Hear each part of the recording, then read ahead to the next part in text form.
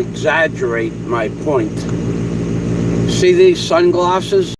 Well, aside from being world renowned and world famous, that they sell these sunglasses in every amusement park in America, these sunglasses represent a conversation that I had this morning with another gentleman whose name I won't mention, and the fact that the person and I were talking about swimming and being in the sun and taking walks on the beach, and including the benefits of going into the ocean.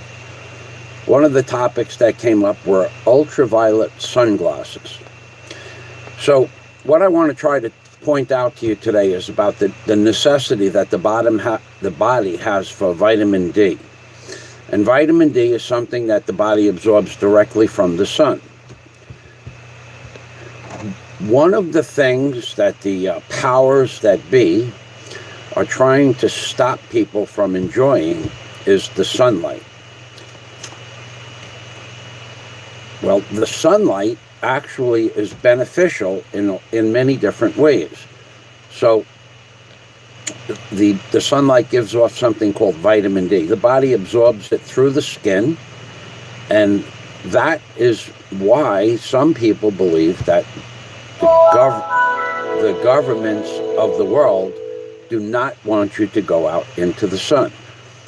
So I was also speaking with another gentleman who was a genius, by the way, and he was pointing out to me that statistically, where there are populations that are situated in places where there is more sunlight, or populations where people get more sunlight, the negative effects of what's going on. Shout out to Chic, baby. Shout out. I'm sorry I didn't get any of my water shout outs. Pennsylvania Trucker, welcome to the machine. And we have, thank you for stopping by. And one of the benefits of going out in the sun, no, don't skip the ads, Seth. Watch the ads. The ads are important, but it's up to you. It makes no difference to me. At this point, Google has already removed 20,000 bells. So, but I appreciate you watching the ads. I do appreciate that. So, I'll slow down my conversational process. So, Darren and Seb, welcome. Brother Darren is in the house. I hope Darren's mom is one of the people that has been affected by this disaster that's going on worldwide. And I actually sent out on more than one occasion, not just publicly, but energy towards Darren and his mom, healing, the color of pink. And I think that would be something that you could also do, Darren. And I know that people think I'm kidding when I say that the body, the soul of the body has the ability to manipulate energy. And that's something I'm going to talk about. Besides, as soon as I'm done with the sun, I'll probably talk about the manipulation of energy, because what's going on in today's world is, I'm sorry to hear that. She's still the same, brother, not getting any better. You know, Darren, at first I was on board with you that this was not real, and the actual epidemic itself wasn't real. But as I progressed through what's actually occurring, and not because of your mom, but because of some of the videos that I've been watching, I do realize that the epidemic is real.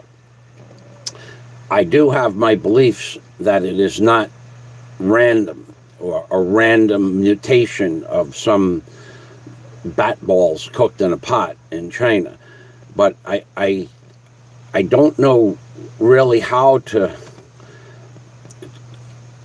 how to tell people that what they're telling you to do by keeping people in locked up rooms and not putting them outside in the sun. I think it might be beneficial if it was possible and it was warm enough to get your mom outside and put her in the sunlight. I think that might be beneficial. I wouldn't want to stake everything on that, but what I've talked about to our friend and also to another man who he's been my friend for 6 years here. He's a foreigner. He has been with, I am the only person that he talks to in the Philippines. I mean, he'll say hello to anybody. But this man has studied what's going on worldwide and globally, and all the websites for the conspiratorial theories for years. And one day we were just having a random conversation, his girlfriend Daisy, myself, but even before I met Daisy, about a year and a half before that, going back into 2015, we talked about what was going to happen in the future with the world. And what we talked about was off-the-chain stuff. And he had been following my videos since like 2012. So he knew who I was, and even though we lived next door to each other, we never really talked. But one day we talked. And since then, whenever we see each other, typically sometimes once every 2 months, we'll sit down and have a conversation. And today's conversation revolved around a conversation that I don't really want to mention our friend, but our genius friend, and myself and this other fella, Michael. I'll just call him Michael. We all agree that sunlight is a beneficial thing for all of us to have.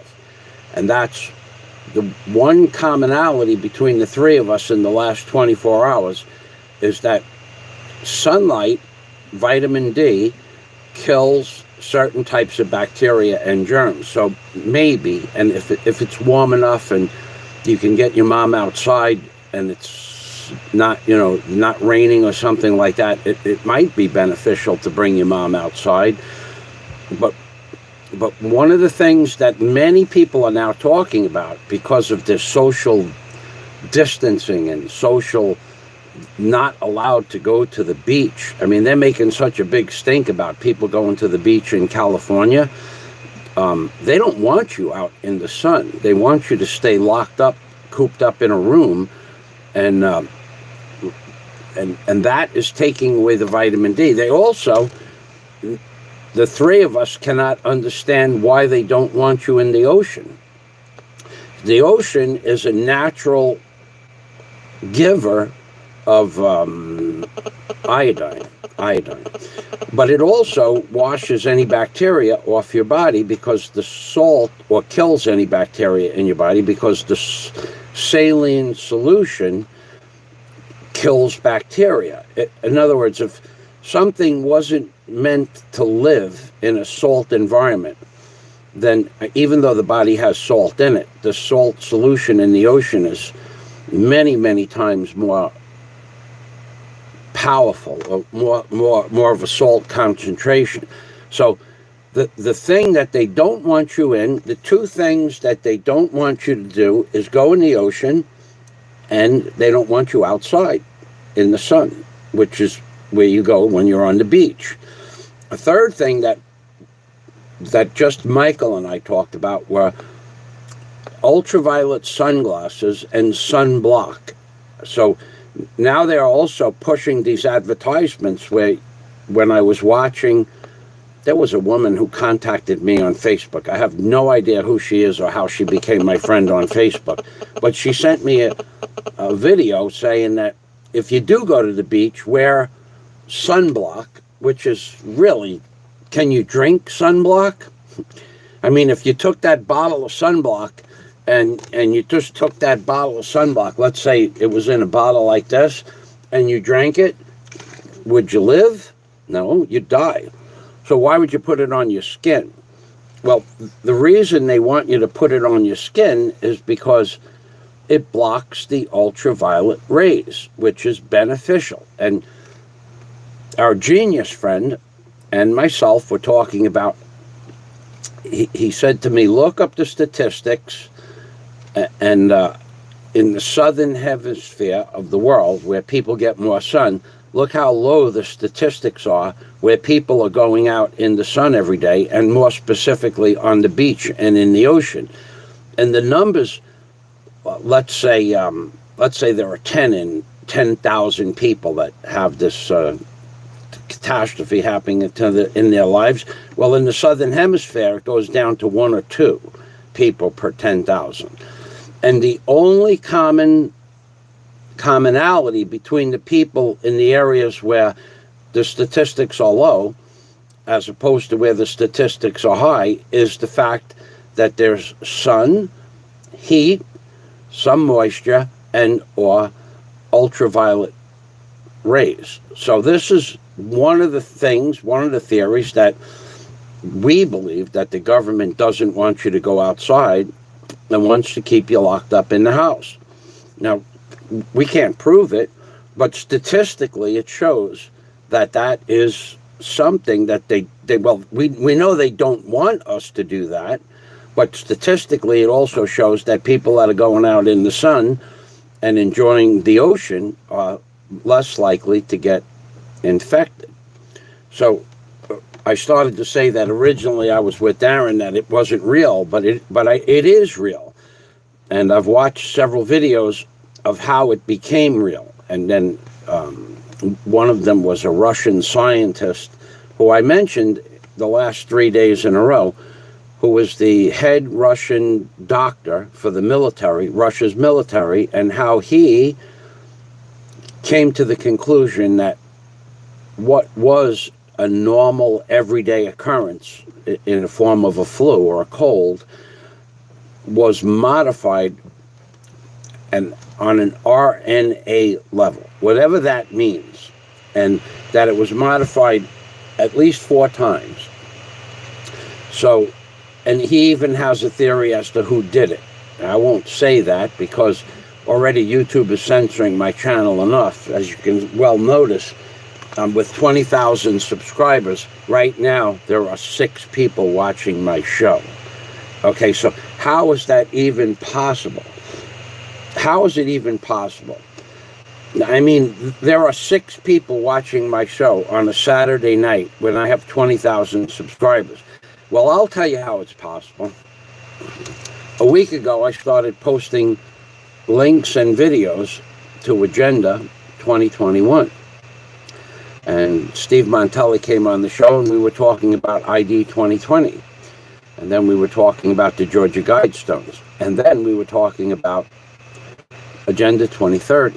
And Agenda 2030 is real. You should understand that by the year 2030, they will reduce the population to 20% of what it is now. Their goal is 10%. But by 2030, you can rest assured that 8 out of 10 people that you can go call up on the phone or talk to today, by the year 2030, they'll be gone. Or maybe you'll be gone. You can rest assured of that this has been a plan that has been culminated for 50 years.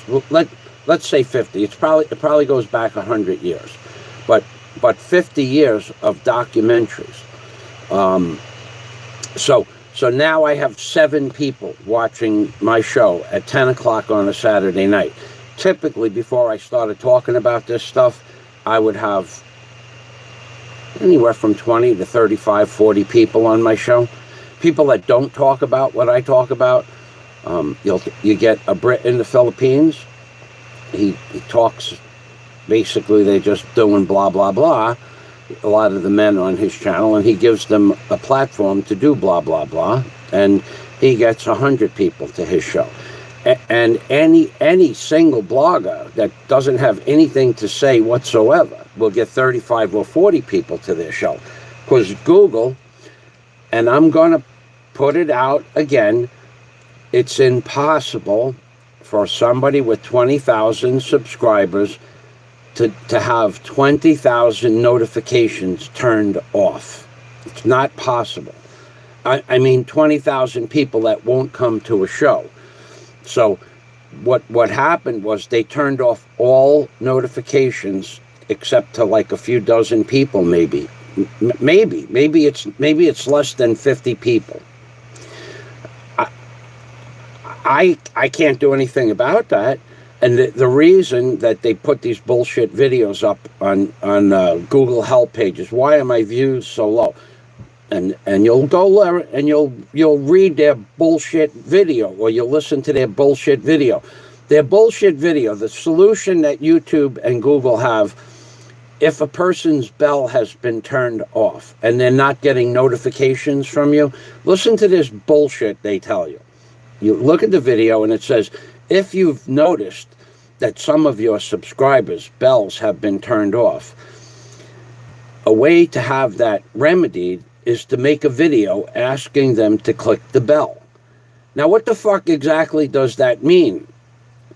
They're not getting a notification. So if you make a video to notify them to re-click the bell and they don't get the video because they don't get the notification, that's a circle fucking jerk by Google and YouTube. It's a fucking circle jerk. They're not getting notifications, so Google's solution is for you to make a video to notify them to re-click the bell. And so what happened was, when I started doing these conspiracy theory videos and putting out facts and links to real things that have I'm going to go online. We're going to look up the Rockefeller Institute lockstep program. Rockefeller Institute lockstep program. I have to get back online. I had to shut my computer off because I had been to a bunch of websites and it just took so many cookies that it was freezing up. So we're going to go to the Rockefeller Institute lockstep program. I think that goes back more than 20 years. Okay? And what's in that program is a series of steps. That's why they call it the lockstep program. A series of steps or things that need to happen to destroy the economy and create a one world order. Now, the Rockefellers have always been involved with that. I don't know that Scott Del Fuego is here, but I wanted to say something to Scott Del Fuego. Darren says thank you to Chic, and Mark is here. Mark from Pennsylvania Trucker, and Maureen and Michelle. Maureen, Michelle, and Ken Vlog. Well, thank you for stopping by again. I'm glad that you're enjoying the process. Expat Prepper, are you having a great day? Actually, yeah. I actually had a nice day. I took a nice walk on the beach this morning because where we live, although you might hear stories about how I am breaking the law by going on the beach, there is no ban where I live to walk on the beach. Paul Seniori, the most banned YouTube man on earth is Michael Fazio. Hi, Mike. Welcome to the machine, Paul. And I'm not even, he's not even being facetious. There's only just 2 or 3 people like myself on YouTube. See, there are other channels that put out information about conspiracy theories. There are other channels that do this. However, none of them have on their homepage the dollar bill and the symbols on the dollar bill proving that the Vatican controls America and the world. Okay?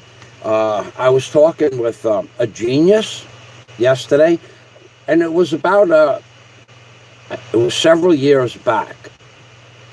I remember the event. It was with the Pope. And all the religious world leaders, all, from every country and every faith, came to the Vatican to pay homage to the Pope, who is the prince among men on earth, or the king of this world. Okay, so we'll leave it at that. You know who that is. So I proved it in my book, Angels on the Ark. The Pope or the Vatican is the single most powerful entity on this flat plane that we live on. But I have a lot more informational videos out there. Like, actually about 8 or 10 days ago, when I did the video about George Herbert Walker Bush selling the American legal system to the rabbinical Jews under Rabbi Shearson, that day, all bells were unclicked, or all notifications were turned off. That day, I posted that link. And I posted a few other links that day as well. However, because of the videos I've put out on YouTube, I don't think there is another channel as censored as my channel. I don't think there is one. I mean, I don't know of any. And if there is, it's probably one of my friends, Bono's Entertainment, who was constantly putting out videos about lawyers and mayors and judges and police officers and congressmen and about pedophilia and how they're being arrested by the hordes of people, hordes of lawyers, doctors. There's entire pedophilia rings that run rampant in America, and typically he does videos about those people. So he has 23,000 subscribers, and he might get 150 views maximum on his videos, which is where I was 2 or 3 months ago, until I started posting the more truthful links to what's really going on in today's world. The stuff I post, the video I posted, it's on my Patreon page. It's not on YouTube anymore. That video that I talked about Rabbi Shearson that happened on March 5th through March 7th of 1991, where George Herbert Walker Bush gave as a gift, it was a birthday present to Rabbi Shearson. He gave as a present to the rabbis that follow the Noahide laws. He gave the American legal system and its entire gut of the American legal system and placed it in the hands of the Noahide laws. So where you think that we have an American Constitution, we don't have an American Constitution anymore. Where you think you have the right, certain rights to practice your religious faith, you people are stone stupid. You don't have that right anymore. Theoretically, you have that right. But here's the truth. Under the Noahide laws, if you don't follow the Noahide laws strictly to the letter of the Noahide laws, and that includes dress codes and prayer meetings and religious training, for that alone, for you not to follow the Jewish faith, for that alone, you can now be beheaded in America. And you think I'm kidding you, but I'm not kidding you. And that has been on the books since 1991, March 5th through March 7th. And it was a gift of George Herbert Walker Bush to Rabbi Shearson for his birthday. He was an older man, in his 80s. So the fact that you go to a Protestant church or whatever church you go to, or whatever religious or faith that you have, if it doesn't follow the Noahide laws, you can now be subject to be beheading or put in prison. And people think I'm kidding, but I'm not kidding. So the only other person that I know of personally that is as censored as my channel is Bono's Entertainment. So a few months ago, I might get 135 views on a video. Now I'm putting out videos and a high view count on some of the videos I've been posting is 50 or 60 views. So how is that possible with 20,000 subscribers? Well, it's not possible unless YouTube and their algorithm and or machine learning has shut off all notifications to my subscribers. So when I come here and I do these shows for 6 or maybe, I don't know how many people are here now. 8 people? Really? 18 people. When I come here, okay, so when I come here and do the show, I have 18 people. You gotta remember, it's Saturday night at 10 o'clock. When I come here and do these shows for 18 people, if I had some bullshit channel and I was talking about dogs, let's say, or cats, I might have 300 people in the chat room. So Paul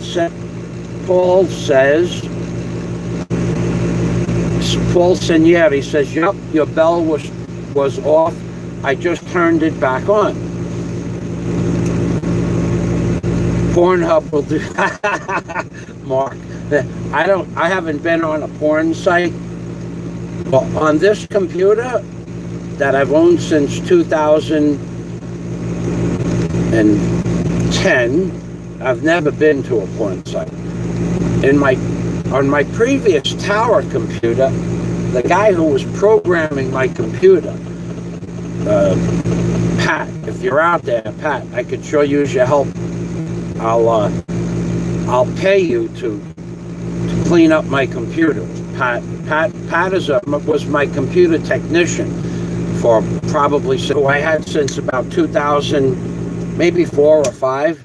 He one time went to some weird ass site back, and it was before I got this laptop. And I said, what the hell are you doing? Because he took control of my screen. He goes, I'm working, but I'm watching movies. I said, get that shit off my thing. So one time on my tower back in 2005, that would be the last time I ever watched even 30 seconds of internet porn. I don't actually watch that shit, but mark it. A lot of people do. A lot of people do. So, expat prepper. Let's see. Let's get back here. Yes, expat. Big E in Cebu. Welcome to the machine. Big Kevin is here. Big Kevin. You have made YouTube history. You and your donuts. You know I love you, Big Kevin. Did you notice that when I called you a capitalist, now there's another person out there using the word capitalist for the first time in the history of his channel? Have you noticed that? You just gotta say thank you very much. That well, when you not plagiarize, because I don't own the word capitalist, but copying is the highest form of flattery. Doesn't matter what I say. Tomorrow it'll be on another show. So when I called you a capitalist, now you're being called a capitalist. See? Big Kevin the capitalist. Riding the YouTube gravy chain, otherwise known as stupid chat, all the way to the bank. Yeah, Big Kevin. And Big E in Cebu is here. Thank you for stopping by. I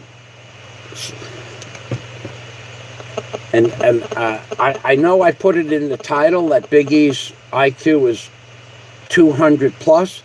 Well, that was only because they can't register anything over 200. And as far as Big E being a chick magnet, well, that's a fact, Jack. Okay, who else can get 40 women to come to his page and and say hello. Who else has that? I don't know 40. I don't even know 40 women. If you gave me $1,000 to name 40 women that I could get in touch with right now, I couldn't do it.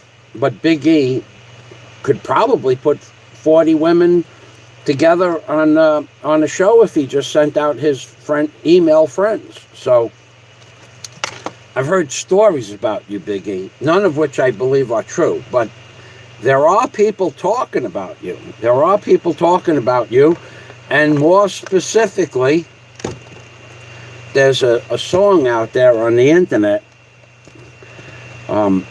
which is a little bit of a different thing, it kind of goes like this.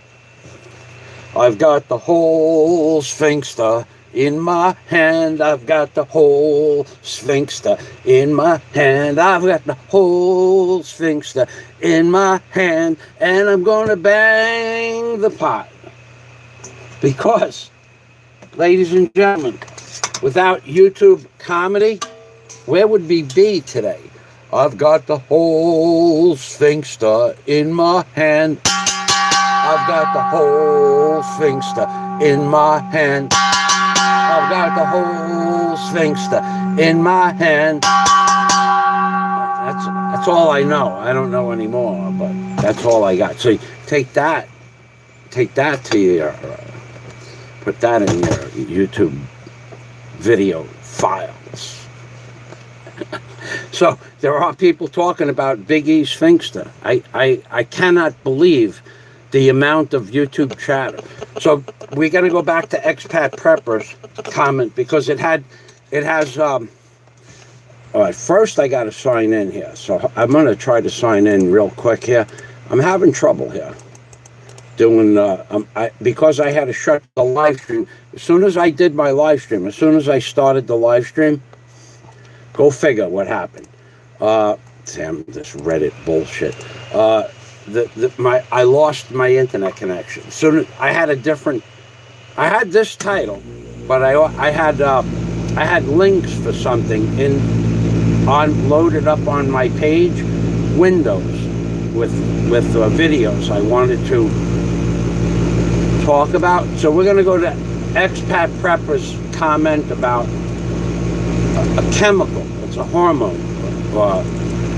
It's something that comes out of the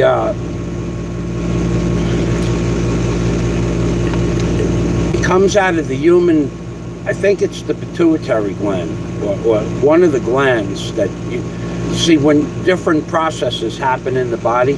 So there's a chemical called adrenaline. When you're in the fight or flight mode, you have adrenaline. Well, this chemical that Expat Prepper put in is a next level type of adrenaline. It's called adrenochrome. It's a powerful hormonal precursor for the adrenaline secreted by the body in large amounts in moments of intense fear, anger, or perceived life-threatening danger. That's right. So,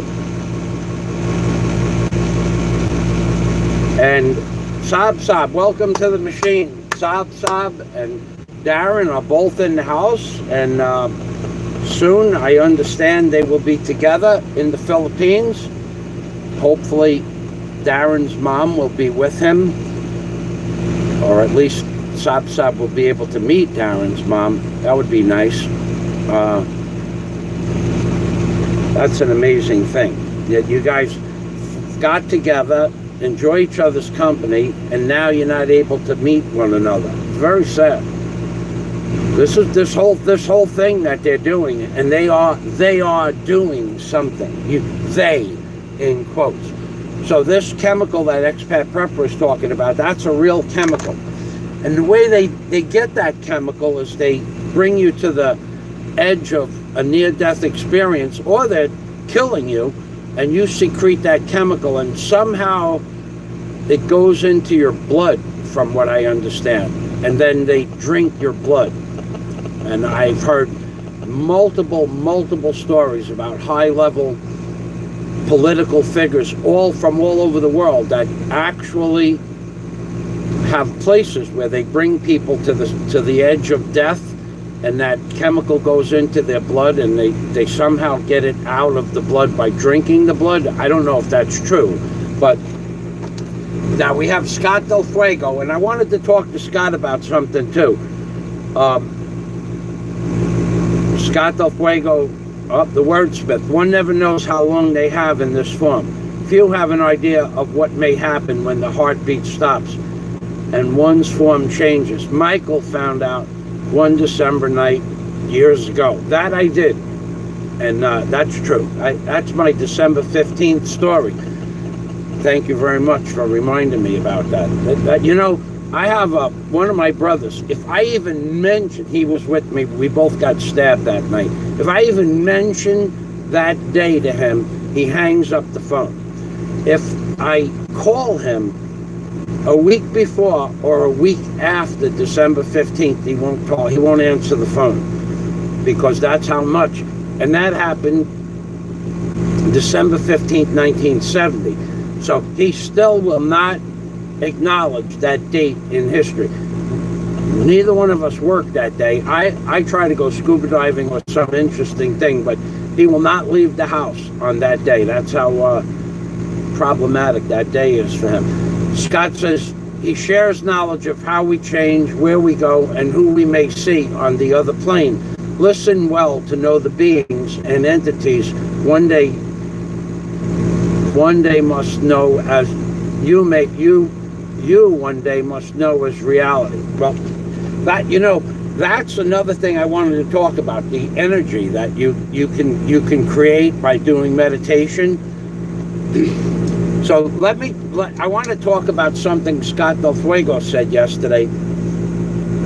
He said that the disbursements that were occurring in large cities are more devastating than in provincial areas or the outskirts of the city. So I didn't mention it yesterday, but I want to mention it today. Remember, I think the woman's name was Margaret Sanger, S-A-N-G-E-R, Margaret Sanger. Remember what she said? I won't put it up on YouTube, but she said that back in the 60s. She was part of some sort of program with Henry Kissinger, and she said that we don't want people to know that we're targeting a certain race of people. Let's keep it a secret.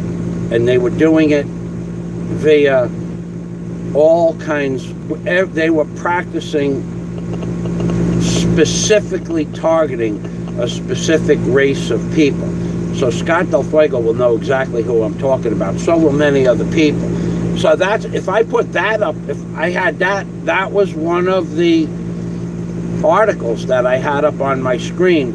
As soon as I put up 3 or 4 tabs with that informational stuff, as soon as I put that up on my screen, my computer just took a crap. I lost the internet when I posted. I think there was one about that, one about, I'm going to go there again. I'll try to get it up. The Rockefeller Institute, the lockstep program. Rockefeller, R-O-C-K, Rockefeller Institute, T-U-T-E, lockstep. I'll read it to you. You're not going to like it. Okay, so Rockefeller Institute lockstep. Okay. Okay, so can I post the link? Oh, fuck it, I'll post it. So, but I'll read it to you. Okay, so when you Google Rockefeller Institute lockstep, that's all you need to put in there. You're going to come, the top title is lockstep. This is no futuristic scenario. Panic and the post. And then the article, I have to open it up. This is no, come on, get out of there. Freaking advertisements. This is no futuristic scenario. Panic and the post-pandemic future. I don't want to be a member. First published. This information was first published by New Eastern Outlook and Global Research, March 10th, 2020. So what I'm going to do, I'm going to get my live stream up on my home page, because this is how long it took me to get to my channel, by the way. Well, between talking and waiting, and the internet on my computer is going with the circle, and I mean, to wait like 90 seconds but I'll post the title to that article that I'm going to read. A Brit engineer in the Philippines in Mindanao. Welcome to the machine. Expat prepper. Margaret Sanger is the mother of abortion movement in the United States. That's right.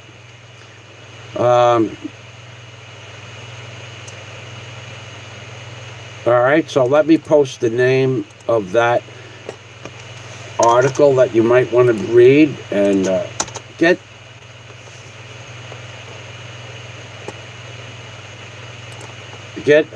ready, because I'm going to read some interesting stuff here to you, and keep an eye out for trolls. Every day, okay, it says first published by the New Eastern Outlook and Global Research, March 10th, 2020. Okay, this is the current article about the lockstep program. Every day, world mainstream news reports more people in countries diagnosed positive for the coronavirus illness, now called COVID-19. As the reported numbers grow, so does widespread nervousness, often in the form of panic shopping for masks, disinfectants, toilet paper, canned goods. And we are told to accept the testing results as science-based. While it is next to impossible to get a full picture of what is taking place in China, the center of the novel virus storm, there is a process being fed by mainstream media accounts and genuine panic in populations. Unclear what the real dangers are that has alarming implications for the post-pandemic future. And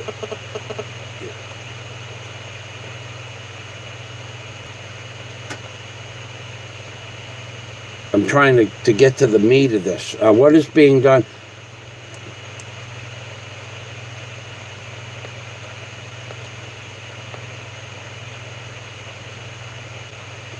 This program, basically this program tells you what's going on. But the plan happened 10 years ago. The actual plan to do this from the Rockefeller Institute actually occurred 10 years ago. So you might want to read this article, because it's several pages long. And as soon as they mention the WHO, the World Health Organization, my mind turns off to all of that bullshit. So, when you move down in the report, 3 pages, I think it is. Okay. Lockstep. Go to the part of the program where it says lockstep. Whatever has occurred in China at this point is almost impossible to say, owing to conflicting reactions of Beijing authorities and several changes in ways of counting COVID-19 cases. The question now is how the relevant authorities in the West will use this crisis. Remember Rahm Emanuel said, never let a good crisis go to waste. Here it is useful to go back to a highly relevant report published a decade ago by the Rockefeller Foundation, one of the world's leading backers of eugenics, that means they want to kill you, and creators of GMO, among other things. GMO is nothing good in GMO, not a damn thing. So, the report in question has the bland title, Scenarios of the Future of Technology and International Development. It was published in May 2010 in cooperation with the Global Business Network of Futurologists Peter Schwartz. The report contains various futuristic scenarios developed by Schwartz and company. There are different scenarios. One scenario carries the intriguing title, Lockstep, a world of tighter top-down government control. I'll read that again. A world of tighter top-down government control and more authoritarian leadership with limited innovation and growing citizen pushback. Here it gets interesting in what some have termed the predictive programming. Okay, so the Schwartz scenario states, in 2012, the pandemic that the world had been anticipating for years has finally hit. Unlike 2009's H1N1, this new influenza strain originating from wild geese, which is total bullshit, was extremely virulent and deadly. Even the most pandemic-prepared nations were quickly overwhelmed when the virus streaked around the world, infecting nearly 20% of the global population and killing 8 million people in just 7 months. This is a scenario. This didn't actually happen. He continues, but in the year 2012 is not the year. It's a scenario year. It's like a fictitious year. He continues, but this is his scenario. So he's predicting the future in 2010, but not giving you the right year. The pandemic also had a deadly effect on economies. International mobility of both people and goods screeched to a halt, debilitating industries like tourism and breaking global supply chains. What's going on today? Even locally, normally bustling shops and office buildings sat empty for months, devoid of both employees and customers. Okay, I'll read that again, because this is his prediction for the Rockefeller Foundation and for the WHO, and for a future scenario that he placed in the year 2012, knowing it wouldn't happen then, because the plan was for it to happen in the year 2020. And why is it happening in the year 2020? Because the bigger plan, Agenda 2021, where every man, woman, and child in first world countries will be chipped. Otherwise, you won't have the ability to drive a car or fly or go to school or use your bank account. They knew that this has been planned. This is not something that just happened, 6 weeks ago or 4 months ago. They've been planning on slipping it in long, deep, and hard to the people of the world. Oh, did I hear long, deep, and hard? Mr. Obama, how are you? What brings you here? I heard the magic words. Slipping it in. What? Slipping it in. Mr. Obama. He loves when I talk politics. Go over there, Mr. Obama. So, I'll read this again. The pandemic also had a deadly effect on economies.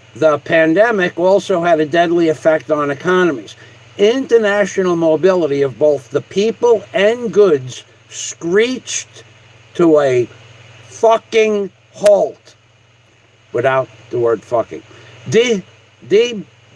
Debilitating industries like tourism, ending tourism, and breaking global supply chains. Did you notice that there's no more international shipping? And breaking global supply chains, even locally, normally bustling shops, mom and pop shops, and office buildings sat empty. Well, go take a walk around your town.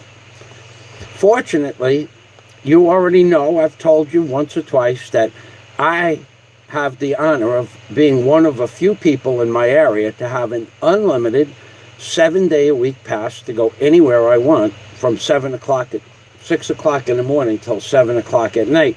And when I ride my bicycle,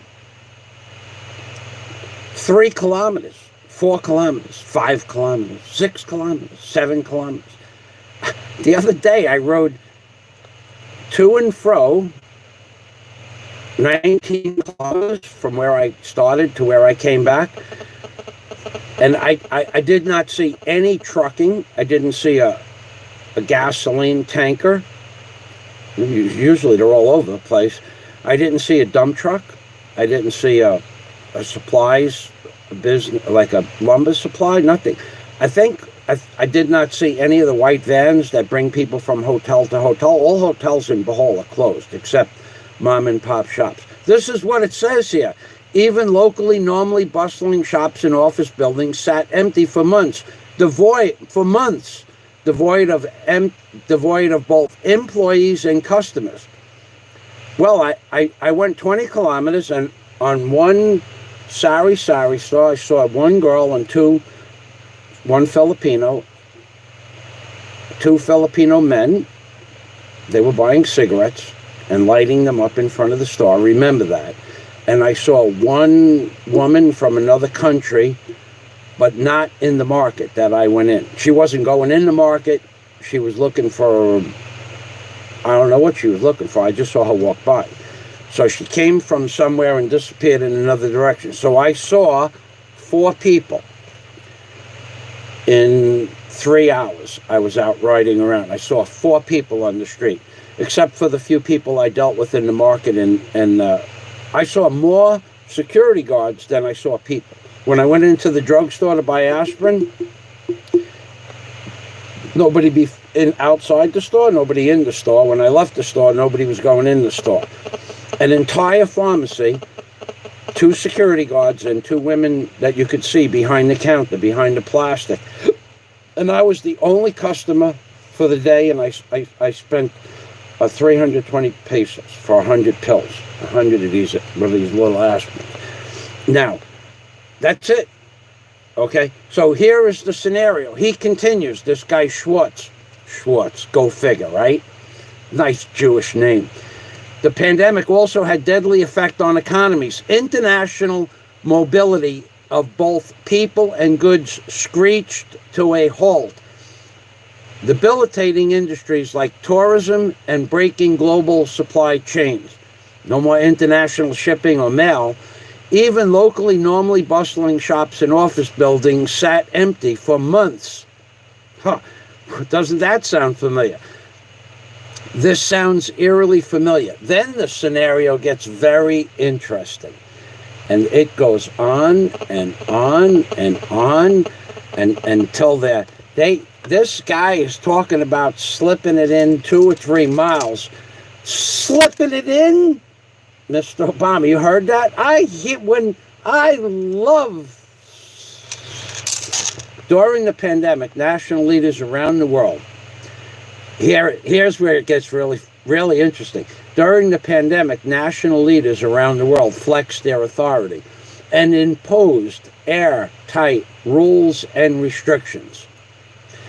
From the mandatory wearing of face masks to body temperature checks, to communal spaces like train stations and supermarkets.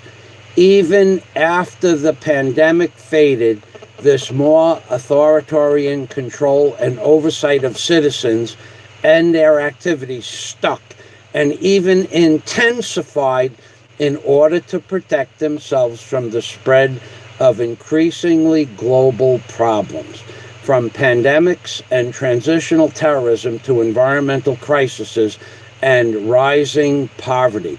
Leaders around the world took a firmer grip on power. What the fuck do you think that I just read to you? This was written in 2010, of March of 2010. Boy, I read you a futuristic scenario of what was going to happen with every single attribute of what's happening today. Face masks, communal distancing, mom and pop stores closing, economies collapsing, global industries crashing. What do you think the hell is going on? And why do you think YouTube censored my channel? It's because I'm telling you this stuff. And who am I getting through to? I'm not real sure why or how, but let me go to the comments.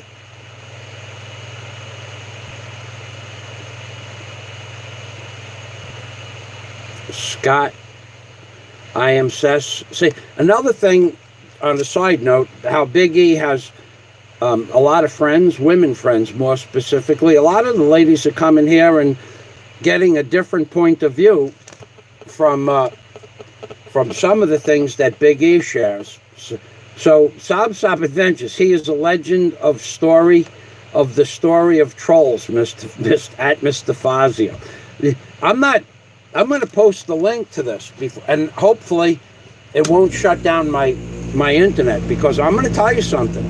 What this article, it goes on, it gets way worse than this. Way worse than this. This is what's going to happen. No, wait a second. Did I say going to happen?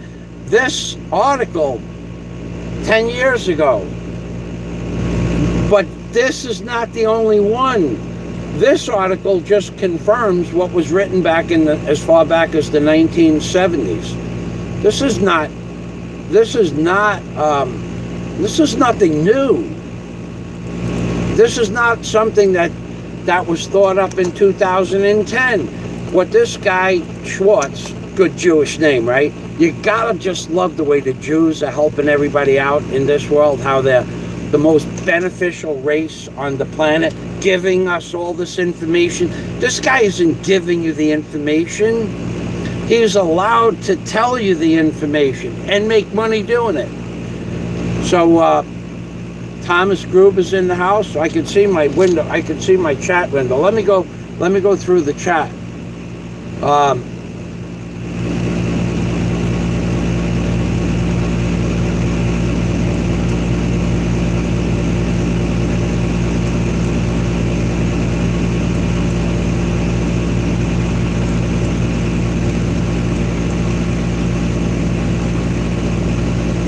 Irish Israel caregiver is in the house. Welcome to the machine. She says, good morning, Bishop Fazio. And you know, and I know, what I really need is a fish hat. I got to go out. I got to get two kinds of hat. Big E wants me to get a fish cap like the Pope wears. That, I'm going to look good in that, right? And another one of those Jewish, rabbi Jewish hats. I gotta look for hats. Let me write it down. I'll go. I have to go to the store in a little while. I'm gonna write it down. I'll write it down. A rabbi hat and a Pope hat. Those were suggestions by Big E, because one day I'm not gonna push the donations for the church too much, because right now we're doing okay. But once we start the actual building of the foundations, I'm going to be asking people for pledges of minimum pledges. I don't know what the minimums would be. Scott Del Fuego said that a reasonable minimum donation for the church would be about $100, although he pledged $5,000. Warren a little bit more, and an unnamed donor quite a bit more. Once there are plans for the church from like 8 or 9 years ago. They started building the building, but they abandoned it. I don't know why. So the building department is closed. I have a set of plans, and the building started, but the plans are not under my name. So I have to go and get the plans changed and the permits changed, so that I will be able to take out the insurance to do the building part of the building. So once I get all that together, I'll be asking for minimum pledges of $100 per person, preferably per month, so I don't have to go on YouTube and eBay every day with loads. I do have to do something. This this whole thing is screwing everything up. So let me go through the comments again. And so,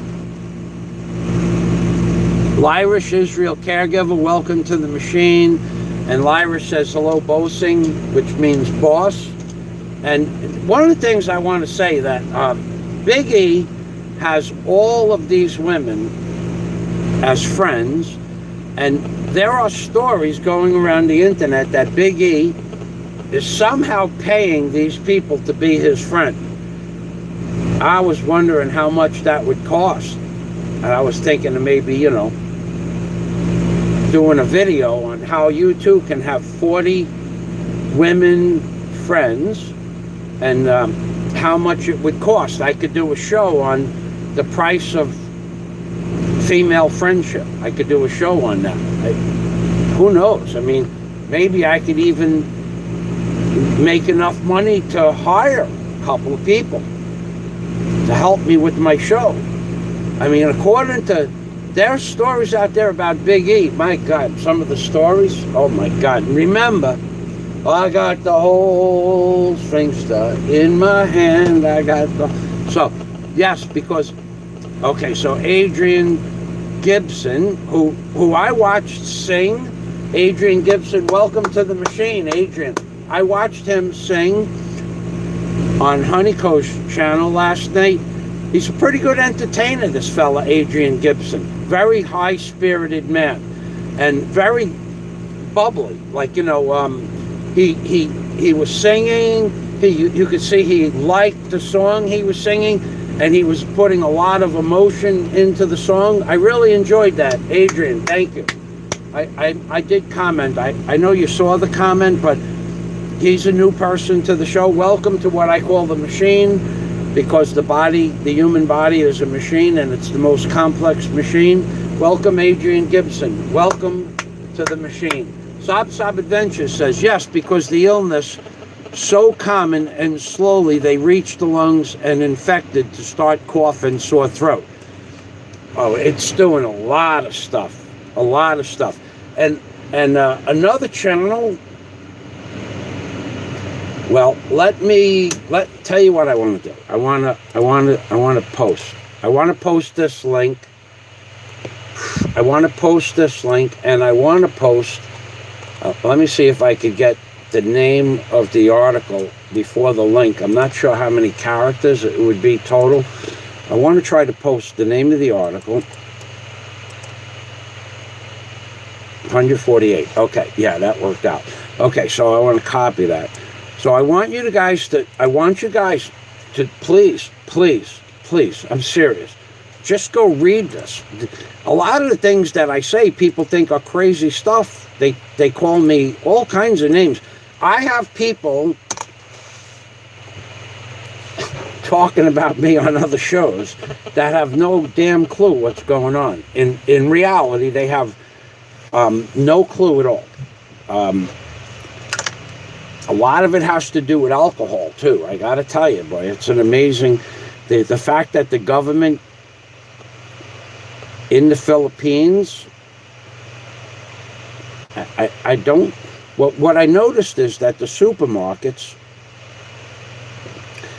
where I live, every supermarket is packed. There are boxes and boxes in the aisles. In every aisle, there's more supply than demand. And when I was in the ICM Mall 2 weeks ago, I know I'm switching subjects, but I want you to go to that link.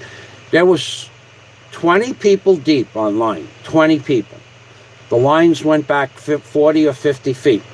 Everybody was just hanging out, talking to one another. We had our masks on, but next to the grocery store in the ICM Mall is a liquor store that sells cigarettes. So there is no shortage of any supply of cigarettes or alcohol in the store that sells cigarettes and alcohol. No shortage at all. And in the BQ Mall, they sell alcohol, and on the shelves where the alcohol is, the rum, more specifically the Tanduay rum, there might be 4 cases of rum on the floor, so you could buy a case if you want it, because a lot of people are buying cases, so they don't have to go to the store. There's no shortage of alcohol, cigarettes, or food. So, and the stores were more crowded than I've ever seen them before. And the only difference in the way you can buy stuff now is they put up a line, like one of those nylon bands, and that separates, like, people in lines, and you have to go on the meat counter. You can't just come in from any angle. Now they want you to be behind like a line that's 7 feet away from the counter. So you could go from one place, you could pass people that are getting meat, but they don't want people just bringing their shopping carts in from every angle. All right, so if you guys go to that link. Now, another link that I wanted to bring you to is the Fullerton report, and I don't know that that's still up on my page. It might have disappeared. Yeah, this is it. It's called The War on Oxygen. The War on Oxygen. And Big E would know more about this than me, so I won't say that what this man is saying, but what he's talking about on this channel, and the other person who watches the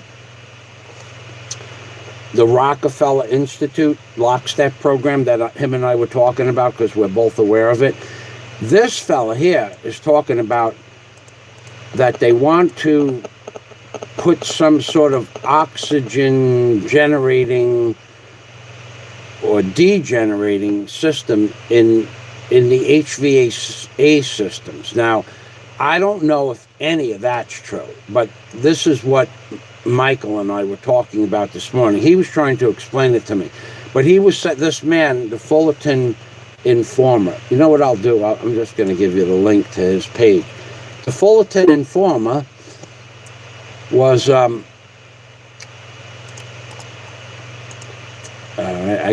have to open something up so I could copy 2 things down. Hold on a minute. I need to get the name of his channel. I don't know the guy's name. I only watched about 15 minutes of his show. And the Fullerton Informer. He's got 107,000 subscribers. And when the one that I was listening to this morning was about putting some sort of system in the HVAC systems to change the way the oxygen molecules are absorbed through the body. Now, I don't know anything about that, to be honest with you. It's not like the Rockefeller Institute thing where I do understand that. So Big E would have to be the person that would have to watch this video, and maybe he could do a show on it. Because me personally, I'm going to just tell you straight out, I don't know what this means, what he's saying. So I'm going to put this link in 3 times, and then what I'm going to do is I'm going to go down through the comments, and I'm going to go right to the bottom of the comments. I'm going to read them. Lyrish is saying hello to Adrian. Adrian saying hello to Saab. Chi is saying hello to Sis. Saab, Adrian. Shout out, Chic Corsairs. Shout out, Chic Corsairs. Nice song, Adrian, with Dance last night. He did a great job on that, Saab. Thomas Grube, good morning, Captain Mike. Thomas Grube is a major contributor and member of my Super Chat, not my Patreon account, and long-term member of my Patreon account. And thank you very much, Thomas. And he has a house here in the Philippines overlooking the ocean. And he does these little 1 or 2 minute videos of a perfectly manicured backyard and a beautiful view of the ocean, and a house that it looks like a magazine, came out of a magazine. That's how neat and clean and organized his house is. Plus, it has many knickknacks. So I like his house. It's a little different than where I live, where I have shirts and shit in in tandoori bottles so that the ants can't get into my sugar and salts and peppers and stuff. It's a little bit different than the way I live. So thanks for stopping by, Thomas. Brit and the Engineer. I love this channel. Thank you, a Brit engineer in the Philippines. Salamat. So, yeah, the things that I'm bringing to you are just other possibilities. But when you read them in depth, you'll see there's a little bit of truth to them. Shout out, Darren and Stobbs Travels. Gee, thumbs up, everyone. Wow. Whoa. That never happened before. 20 thumbs up and 9 down. Somebody is slacking on the thumbs down. Yesterday, I got 16 thumbs down oh my God, I got 16 thumbs down yesterday. I don't think that might have been a record. And that was before my show started. I mean, like, within, like, the first 3 minutes. Salamat. So, Adrian Gibson. Shout out to Darren. Scott Del Fuego. Mr. Obama has experience and ability in living life as an enigma, sealing all personal records. He did seal all his personal records. And you notice when everybody said we're going to get Obama's records unsealed, how they just stopped that bullshit? You notice that? Nobody ever saw anything that Obama supposedly did in college. Another thing that Scott didn't put in that commentary that he just made is that there isn't even one picture, not one news article, not one party, not one event, not one, anywhere in the world, there are no pictures of Michelle Obama being pregnant for either one of her 2 supposed children. There are no pictures of it. There's no news articles that the senator's wife is pregnant. There's nothing. Never, like it's as if it never happened. So, Scott, you forgot to put that down. Mr. Obama has experience and ability in living life as an enigma. An enigma means total mystery. Sealing all personal records, lying about your place of origin, destroying a great nation, and flooding a country with illegals. Oh! Did Scott Del Fuego say illegals? Well, did you know that the stimulus checks are going out to what was once called illegals as well as American citizens, if they qualify? And I don't know what qualifies them. But yes, indeed, ladies and gentlemen, the stimulus checks will be going out to the non-citizen Americans. From what I understand, stupid spell. Michael Fabio for president, Brit engineer in the Philippines. Stupid spell check. Sob. Stupid spell check. Right, well, if Brit engineer says it, it must be a good thing. So thank you, Brit engineer in the Philippines. Sounds like Mr. Fazio was so serious. Yeah, I'm serious today because you know what?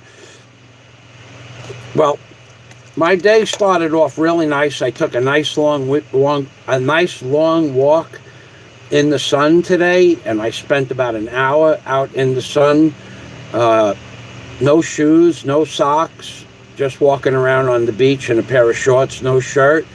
And then I had a nice conversation with 2 of the men that were fishing out in the ocean. And then on my way back, Michael was going out to the ocean, and him and I talked. And it was a nice day, but we were talking about serious stuff. Look, it's getting really serious because there's a lot of people that think this is going to get better. It's not going to get better. It's not going to happen.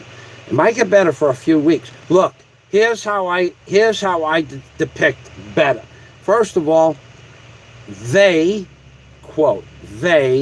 want you dead. Okay, you just need to understand that that's their goal. That's their goal. You don't need to remember anything else I said for the last month. Just remember, they want you dead. Those 4 words. That's what they want.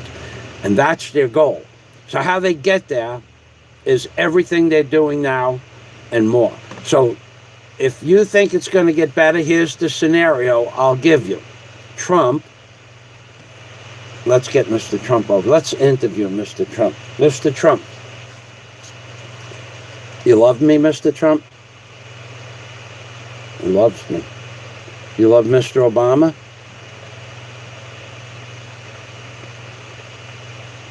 What does Mr. Obama do for you, Mr. Trump? Really? Look like an orgasm. Is that an orgasm, Mr. Trump? So let's talk about the future, Mr. Trump. Remember when you said that you would reduce unemployment from 9% to 4.5%? You remember that, right? And that you were going to make America great again? Yeah, okay. What about, and you brought unemployment down to 4.5%, remember that? But what happened?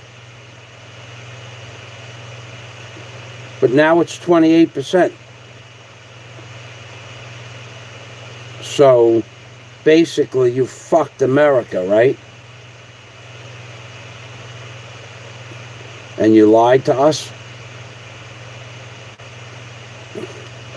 And did you know that this was all going to happen in advance? So when I read about the Rockefeller Institute, the lockstep program, you knew about that?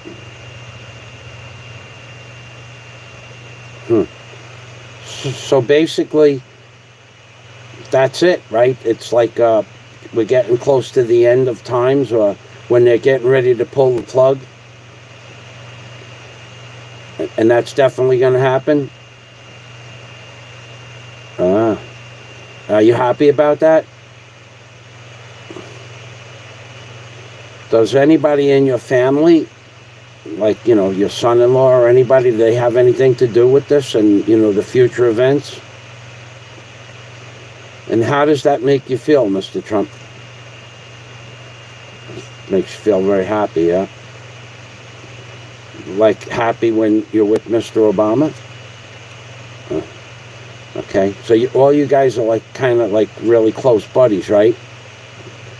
I remember back in the 70s when you would say to your friend, "Are you my good friend?" And they would say yes, I'm your really good friend. And you say, "Well, how do I know that you're my really good friend?" And you remember, because you and I are about the same age. You're a little bit older than me, but remember back what you used to say to your friends? What did you say to them? I said, "If you're my good friend," and I would ask them. You would ask them if they were your good friend. If you're my good friend, you'll go out and get 2 blowjobs and come back and give me 1. That's what you used to say to your friends?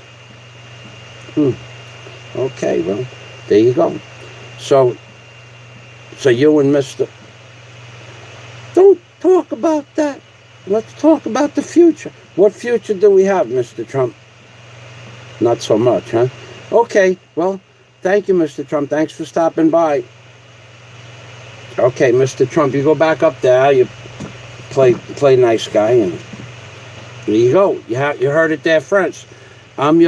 If you're my good friend, Big E was talking about having good friends yesterday, and now you know what it takes to be a good friend. Not my good friend. Certainly not my good friend, but a friend. I mean, if you have a good friend. Now, hopefully, your good friend is not my good friend. But that's Mr. Trump's good friend I don't want to talk about it. I want to get back to some more serious stuff. So, he is not stupid. Scott, hello to you. Hello, Irish caregiver. Wanted to watch your stream early, but it was taken down while I watched it, says Scott Del Fuego. Michael reminds me of a gangster in The Godfather. Brit, engineer in the Philippines. LOL. Yeah, Scott. Something happens. I don't know what happened. Oh, the fella in the Fullerton report, he was saying, as he was giving out links on one of his live shows, in the show I watched this morning about the oxygen thing, he was saying as he was posting links, his live stream ended.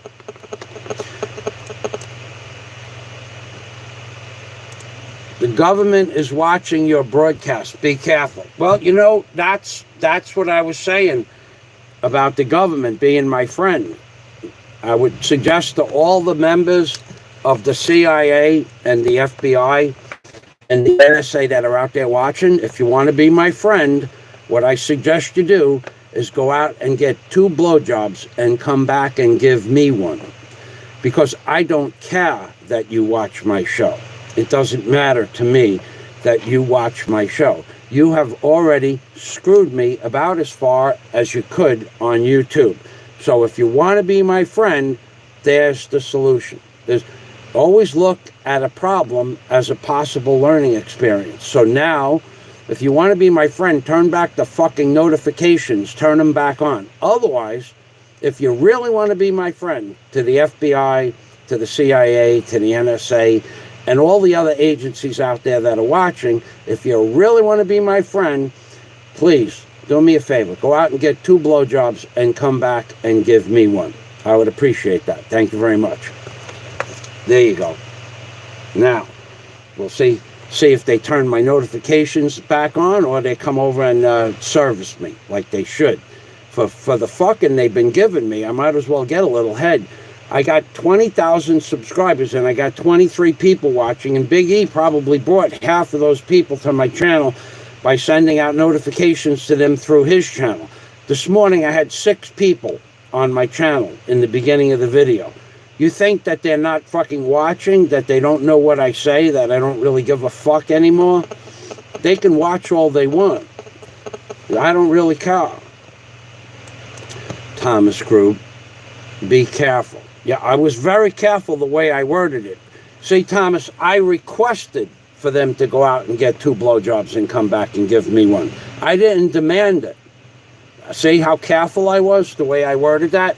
Please go out. If you want to be my friend, this is what you could do. Fucking, you have no idea. They watch everything that goes on. They're probably laughing about that. Fuck them all where they breathe. The gangster left the USA. The gangster left in the USA is using this as a dry run to see how far they can go before they have to come out with force and openly admit their plan to dominate and institute socialism. So, well, I think Scott made a first time I've ever seen this. It should have been gangsters with an S, plural, apostrophe S. Oh my God, Scott the wordsmith is slipping. The gangsters left in the USA. Oh, wait a second. No, I'm wrong.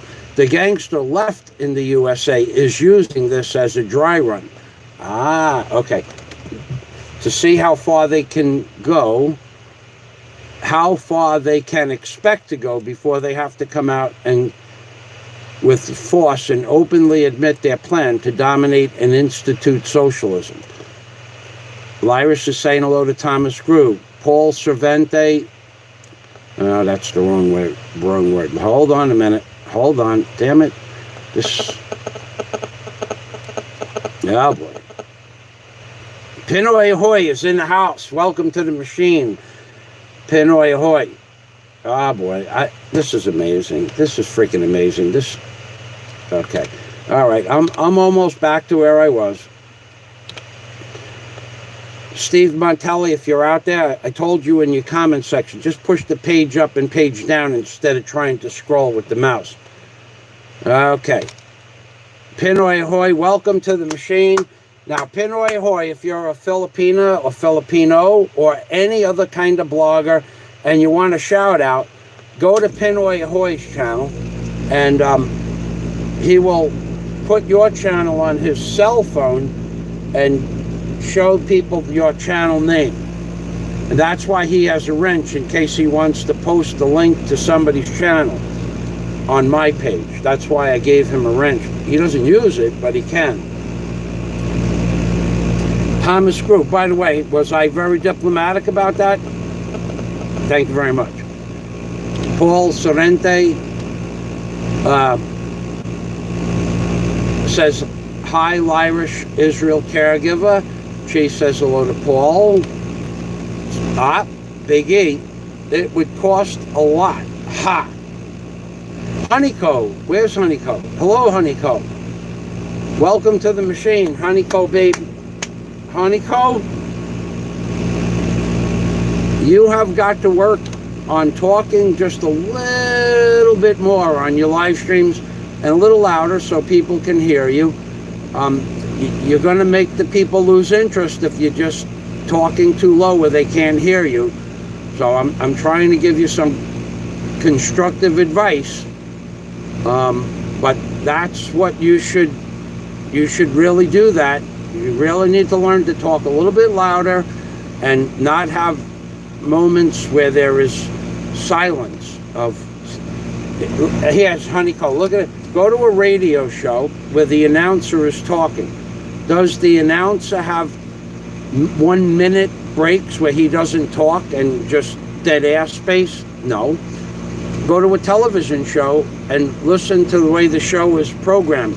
It's constant conversation. You have got to learn that, or nobody is going to maintain any long-term interest in your show. I mean, I have lots of things to do, and I didn't mind going to your show to listen to karaoke, but besides Adrian and you talking every third word from a song, it wouldn't be something I would spend an hour doing. And we started at 17 people last night, and we went, when I left there was 7, so then there was 6. Okay? You have got to talk more and louder, and you have to maintain a constant flow of something. Singing, talking, reading the comments. You cannot do a show. You just can't do a show and sit there and look at the screen. You might be reading, but nobody knows what you're doing. It just looks like you're looking at the screen. You can't do a show like that. I don't want to be harsh or rude, but you don't seem to get it. Canoy has asked you to be more participating in the show. Big E has asked you. I'm asking you. Other people have asked you. You want people to maintain interest in your show. You have got read the comments, sing, or get people to come on and sing with them. But to look at the screen and to watch Honeycomb like this for up to a minute, sometimes 2 minutes, you can't maintain like that. So I hope you're listening, and I'm not trying to hurt your feelings, but you know you have been asked, I would say 100 times, to do that from different people. I've mentioned it before. Other people have had to mention it before. Canoy in the Philippines mentioned it before. If you want to have a show and you want people to send the link to your show after the Big E extravaganza is off, apparently the NSA or the FBI or the CIA, I've heard stories that they all watch my show. Go fuck yourself, okay? Think I care? So, now, let's see. Big E is on there talking about chemical warfare on somebody's brain. Let's see, where are we here? And then my screen just went right down. I didn't even touch it. So, Chic says, how much a cost? Ha ha ha. True friends can't buy surface. We're talking about good friends. Well, I mean, who am I to not have friends? I mean, but of the right, of the right genetic code. It would cost a lot, Biggie says. Now I know what you're talking about. So, Pinoy Ahoy is being settled. Sab is saying hello to Pinoy Ahoy. Chico says, how much it cost? Ha ha ha. True friends can't buy Sir Fazio. I wouldn't let them guys be my. But you know what? I'll tell you a true story. I told this before. Once, and this is true. I checked identification at a bar called Coconuts Bar in Key Largo, Florida. And so it was my job to check ID. So every week, Wednesday was ladies' night. And every week, this I was 40 years old. It's 2000, 1995. Yeah, I was 40 years old. 1990, 65, 75, 85, 40 years old, 41 maybe. And every night, every Wednesday night, an absolutely beautiful woman who was about 50 years old came into the bar. Beautiful, blonde hair, blue eyes. She wore denim dungarees, and they were ironed. I remember how she ironed her pants with a crease in them. Nice shoes, and not too much jewelry, but nice jewelry, very expensive jewelry. Hair always done, and where the door was like about was less than 10 feet to the corner of the bar, and she would walk in at like 8 o'clock at night. Ladies' night started from 8 to 10, and she'd walk in 7:45 or thereabouts, and she would sit at the third seat over from the end of the bar. But when she walked in, she would say, "Good evening, Michael," or "Hello, how are you today?" The only woman that ever really talked to me in that club that made note to talk to me. And I would say, "I'm doing okay." And she would sit at the bar, and she'd sit there from 8 o'clock till like 10:30. And sometimes she would dance with some people, but she never left with anybody. And then at the end of the day, she would say goodnight. And I never gave it much thought. So one day, Mary, the bartender, and Bush, we were talking, and they said, "What's up with the woman?" And I said, "What woman?" And they said, "The one that why don't you like her?" And I'm going, "Well, I mean, she has a wedding ring on, and she doesn't leave with anybody, but I don't talk to her because she has a wedding ring on." They said, "She's here to meet you, dummy." So turns out the next week she came in, and I said to her, "Are you coming here just to meet me?" Because I had friends in Key Largo. And she goes, "You finally figured that out?" I'm going, "No, I didn't figure it out. Bush and Mary told me." So anyway, we started dating that night because we had already known each other for several weeks. Just hello and goodbye. That was enough. So turns out she was an actual, physical, real-life FBI agent. So, and I used to make her wear the badge, swinging around, doing things. But that was funny because she was an actual physical FBI agent, and she was pretty cool. She had a beautiful house right as you go into the cut between the ocean and the Bayside. Her house, big, huge, beautiful house with a big yard. And I did date an FBI agent. And she was one of my. There was no love there. I got to tell you. I mean, we liked each other a lot, often too, but no love. It was just. I think she was using me because I had 2 kayaks, and she liked to go kayaking, and she didn't have a kayak, so I brought my kayaks over to her house. So they stayed there for a year, about a year, and then. Eventually, she got stationed someplace else. She was originally stationed in, the FBI. They have different agencies all over the Florida Keys. She said she was stationed in Homestead, but I don't believe that. I don't know where she worked. Her car left, and I would go home. So I did date an FBI agent. So I did do an FBI agent, and I'm okay with that. She was a nice lady. Who am I to deny her the privilege of the Faz, the Pope, the Bishop, the leader of the Church of Christians Plus? That's a true story. I don't know that I have videos. No, I know I don't have videos of that, but I don't know if I have pictures of that lady and where she lived. And each week when she would have a party, literally generals, Air Force colonels, military people would come to her house, and that's who she entertained, and other officials. I don't know what their position in life was, And I was just a guy, I was just her boyfriend. And everybody loved that woman, but she loved me. Not loved me, just loved me sometimes. She loved me sometimes. Whatever that song, the Beatles song, loved me to Bill, Jim Morrison. That's how she was. She was using me because I had kayaks. I swear, if that was the only reason.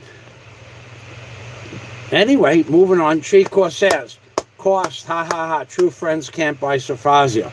Paul Senyeri, I'm packing. I'm moving from a house into a one-bedroom apartment. Wow. Talk about downsizing. A lot of people are downsizing. I've already downsized as far as I can. I'm living in a shack. I'm living in a shack with no amenities. But this is life. If you're a real man, can live under any circumstances, as opposed to non-real men that have to have all kinds of, they're not able to fend for themselves in real life. And when I say fend for myself, I mean seriously fend for myself. If I need food, I go shopping. If I need food cooked, I cook it. I make YouTube videos, I load videos. I have another channel I'm working on. I have hobbies. I go walking, I go swimming, I go bicycling. I have friends that I enjoy their company, all Filipino friends, except for Michael. He's there's a couple other British people, but except for Michael, I have friends. When I want something done outside, I do it myself. I don't have to hire somebody to do it. When I want to go somewhere, I go because I have an unlimited 30-day pass starting April 21st for 30 days to go anywhere I want. And anywhere I've gone, they've looked at my pass and they don't even fill it out for the day that I used it. Okay? And why? Because the pass is given by a specific political officer and his name is on the pass. So I don't, and when they see that pass, they just say, hello, good afternoon. All Filipinos are always friendly until you want to be an asshole with them. But when they see that pass, they just look at me and they go, okay, have a nice day. And they don't sign it. So I'm self-sufficient, whereas other people have codependency on alcohol, cigarettes, friends, people to work, do small jobs for them that any real man would be able to do on a whim. Like Scott Del Fuego, he put a floor down in his house, and I helped him how to install the wooden floor. You've seen pictures of the boat I built from scratch. I built airplanes from scratch, wooden airplanes. I'm self-sufficient. I don't have to depend on anybody else. So it's a little place, but it's all I need. Now, Paul, and remember, Paul, I had a 4-bedroom, 3-bathroom, concrete house with a concrete roof with concrete patios all the way around the house, and on 14,000 square feet of property with an acre and a half of land in front of the property as just an easement of forest and 2 acres of water behind my house. So I downsized a little bit too. But when we get the hotel built, at least I'll have a nice view. And I don't mind living in a small place like this. It's easy to keep clean. You can see, you can just walk 3 steps and you are to the kitchen. 3 steps back, I'm back to work over here at the computer. I actually like this. With 4 bedrooms and 3 baths, I had to maintain the plumbing systems in 2 kitchens and 3 bathrooms. That's 5 plumbing systems, faucets and washers. And then 5 hose bibs. And then maybe 200 different electrical outlets from the front lights to the back dock electrical. And then 2 boats and a dock and a bobcat, the bobcat trail, 64 rubber tires, a dump truck, a pickup truck, a bobcat, a bobcat trailer, a backhoe trailer, and a drill rig, a little drill rig for the... I had to maintain 13 engines and 11 hydraulic systems. Fuck that. I like downsize. I like that.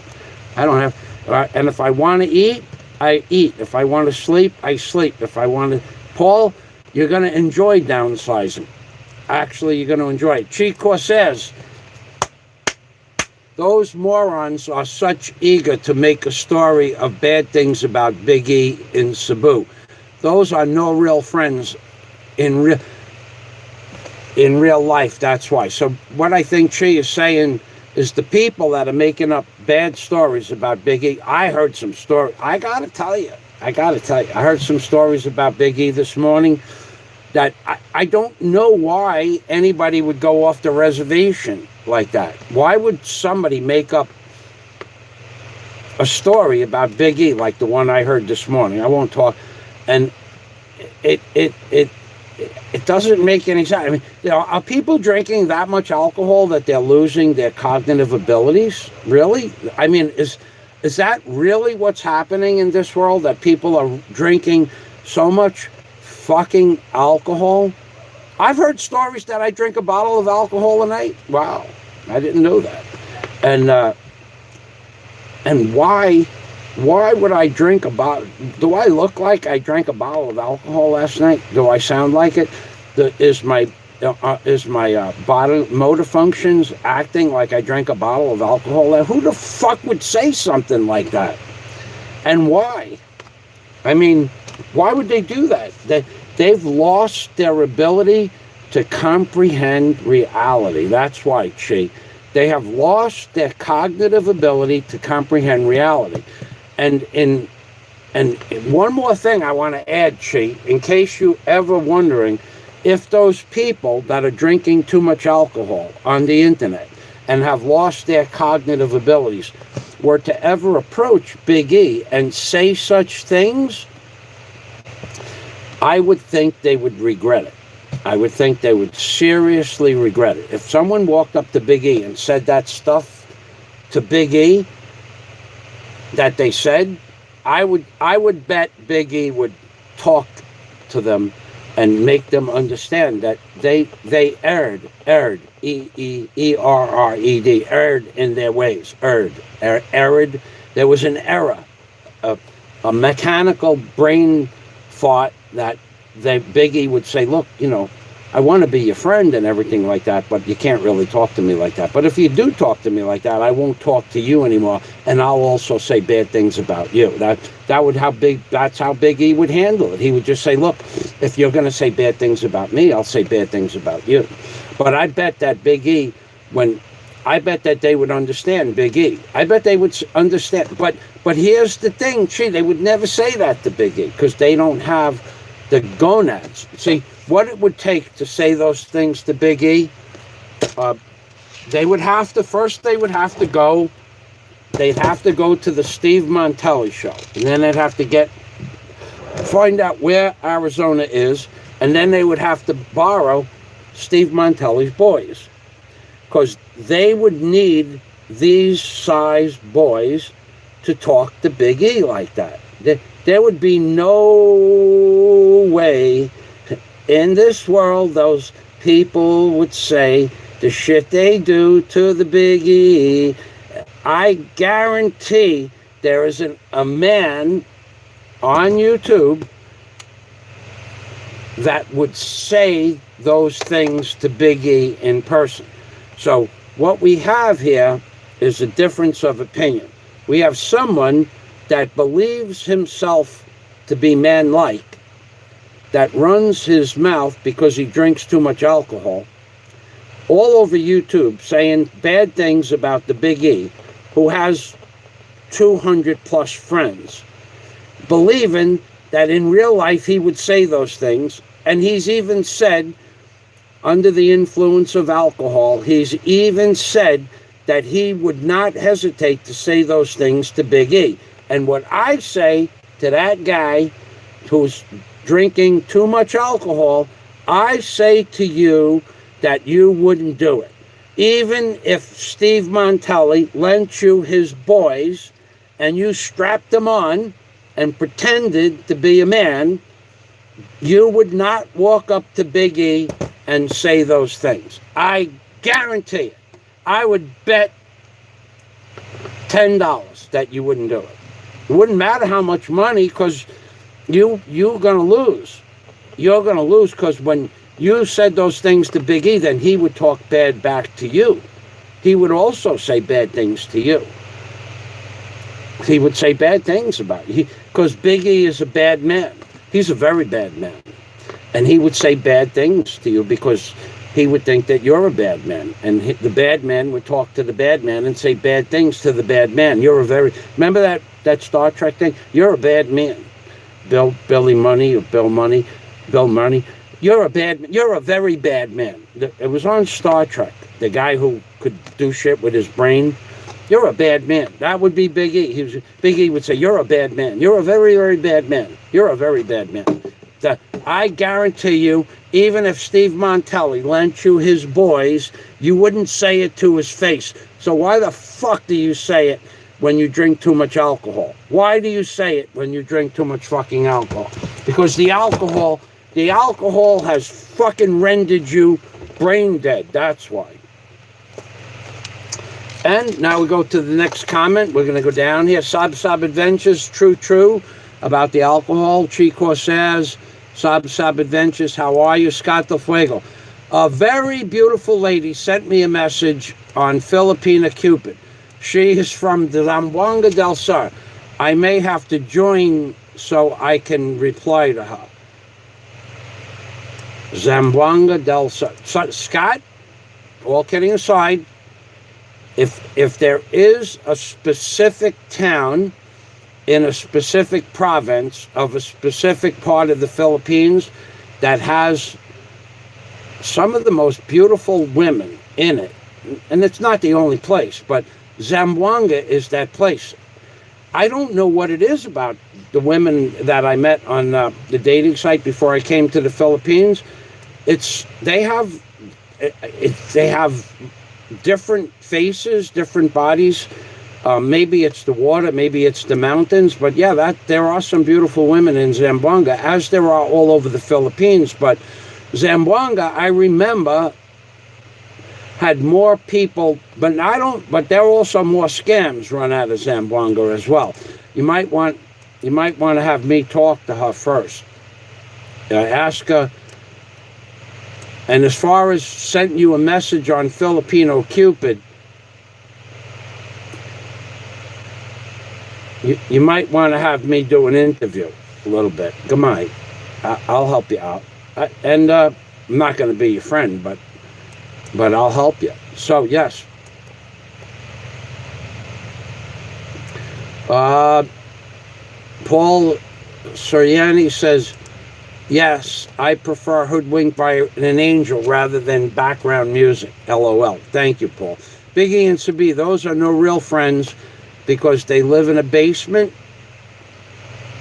I don't think they live in a basement, but they have a potential to be basement dwellers. Biggie and Cebu, I am Sess. Biggie and Cebu, good morning, my teddy bear, Tampo baby. Salamat. Adventures, I'm great, legend Biggie. Sab and Biggie and Lyrish and Chi and I am Sess, they're all good friends. I can't say that about the person or persons that drink too much alcohol that talk bad about Big E. I got to tell you, Big E will also talk bad to you. You'll wish that Big E didn't say that you're a bad man, you're a very bad man. You'll wish he didn't do that. That's right, Chi. They are jealous of you because you surround of plenty of beautiful friends, women and men. Friends of all natures and all parts of the Philippines. And I got inside information that there's probably, word for word, there's probably between 30 and 50 more people that Big E is friends with, as well as the people that some see on YouTube, and they just remain behind the scenes. But let's say the lockdown was over and there was a plan not to go like on this short-term vacation to a near distant island, but let's say Big E decided to put together a party of friends only, people he knows personally and their wives or husbands. I was told by Big E himself that he could put 100 people together, no problem. And I couldn't. I know that the bad man, the very bad man that drinks too much alcohol, I would say there would be plenty of room if he put together a party. I would say there would be no lack of bedrooms or spaces, or Big E could fill up a hotel. And if the other fella who drinks too much fucking alcohol, by the way, I would say that friends, I don't know.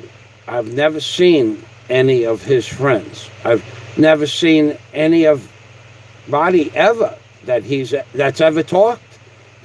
I think they all know the guy's an alcoholic and they just don't talk to him. I've never seen him interact with anybody, Filipino, American, nothing, ever. I've never seen the bad man interact with anybody else. So I would say that Big E, what I was told by Big E is that he could put 100 people together as friends.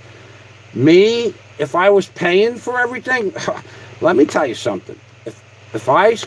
Now that's Big E putting together a party where he's going to pay for the accommodations.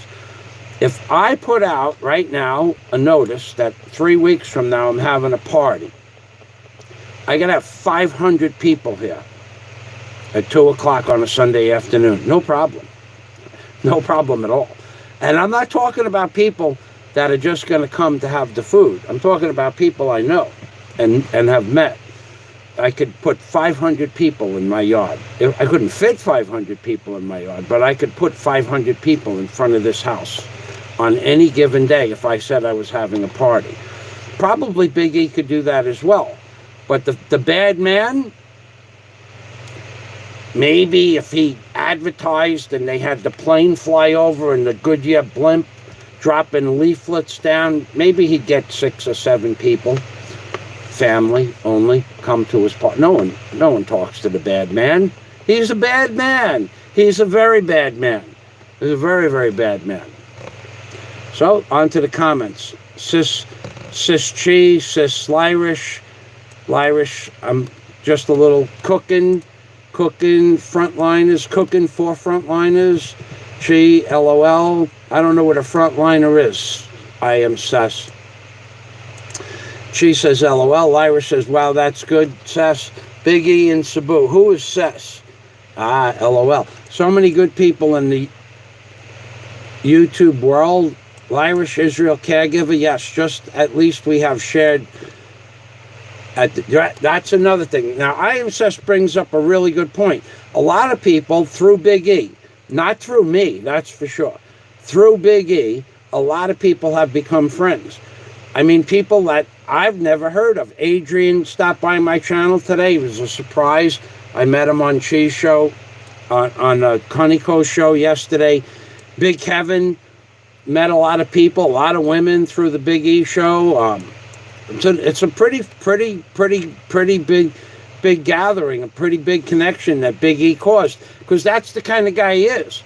He's just a positive person, very outspoken, yes, but positive thinking person.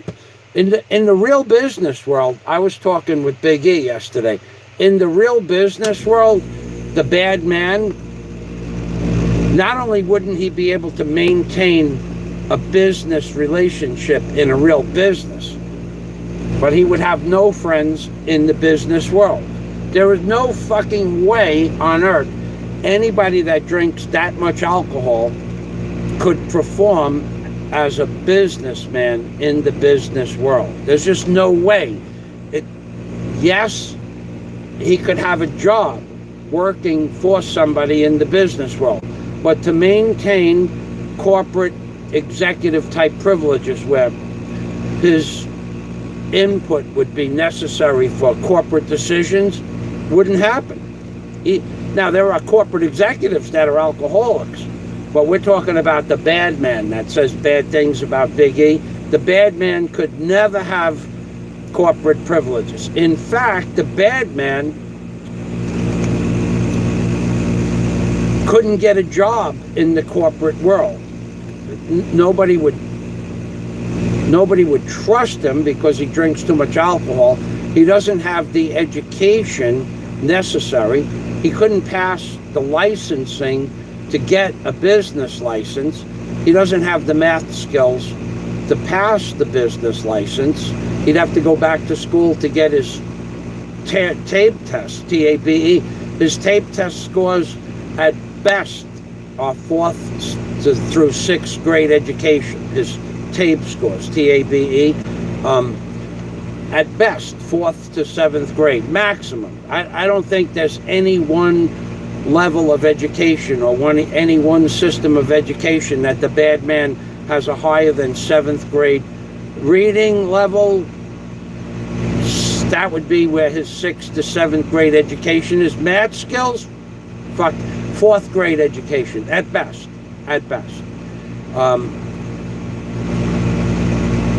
The bad man would not exist in the corporate world, and yet Big E has several hundred employees that when he says that he's going to have a meeting, they come and say, "What would you like us to do, boss?" Okay? Now, with me, I think the most people I ever had to work for me were 25, 27 people, and on any one job. But they listened. When I said to do something, they did it. It wasn't optional. But the bad man, nobody would listen to the bad man because the bad man doesn't have the background or the skill sets to give people orders. Because even though the bad man may have a job, the bad man drinks too much alcohol and no one's going to respect the bad man. So you should understand, bad man, that although you're allowed to run your mouth because of your alcohol problem, you would only run your mouth at a distance, and preferably several thousand miles, which is where you run your mouth from, several thousand miles away. The bad man can talk from over there. And the bad man knows that the bad man would never do the things that the bad man does close up and in person, because the bad man, although he has bad manners and although he says bad things about Big E, he would know that Big E would also talk bad to the bad man. That's what I think about the bad man talking bad things about Big E. And Big Kevin too. I heard bad things about Big Kevin. I heard them. Very bad. You're a bad man. You're a very bad man. So, wonderful ladies in the chat. Arcelius Corner. Welcome to the machine, Arcelius Corner. I did get you mixed up with Sab the other day, Arcelius Corner. Remember? I did get you. I was in the moment. Maybe, I could get back in the moment.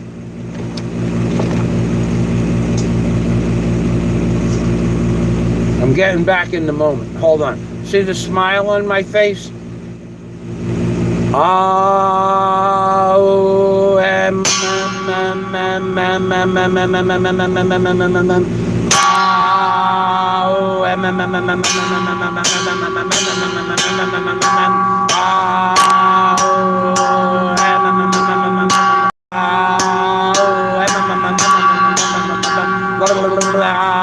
Arcelius Corner.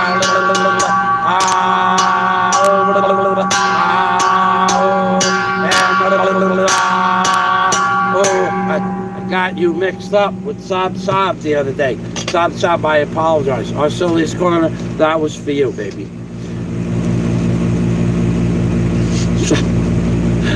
Just kidding. So, now I saw a super chat. And I don't see the super chat.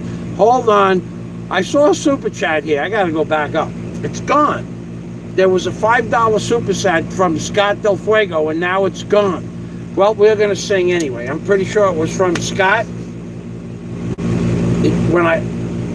I know where. Maybe I could see it on my live stream. Let me look. Nope, it's gone there too. Wow. When I restarted the computer, it disappeared. But I'm pretty sure that was from Scott.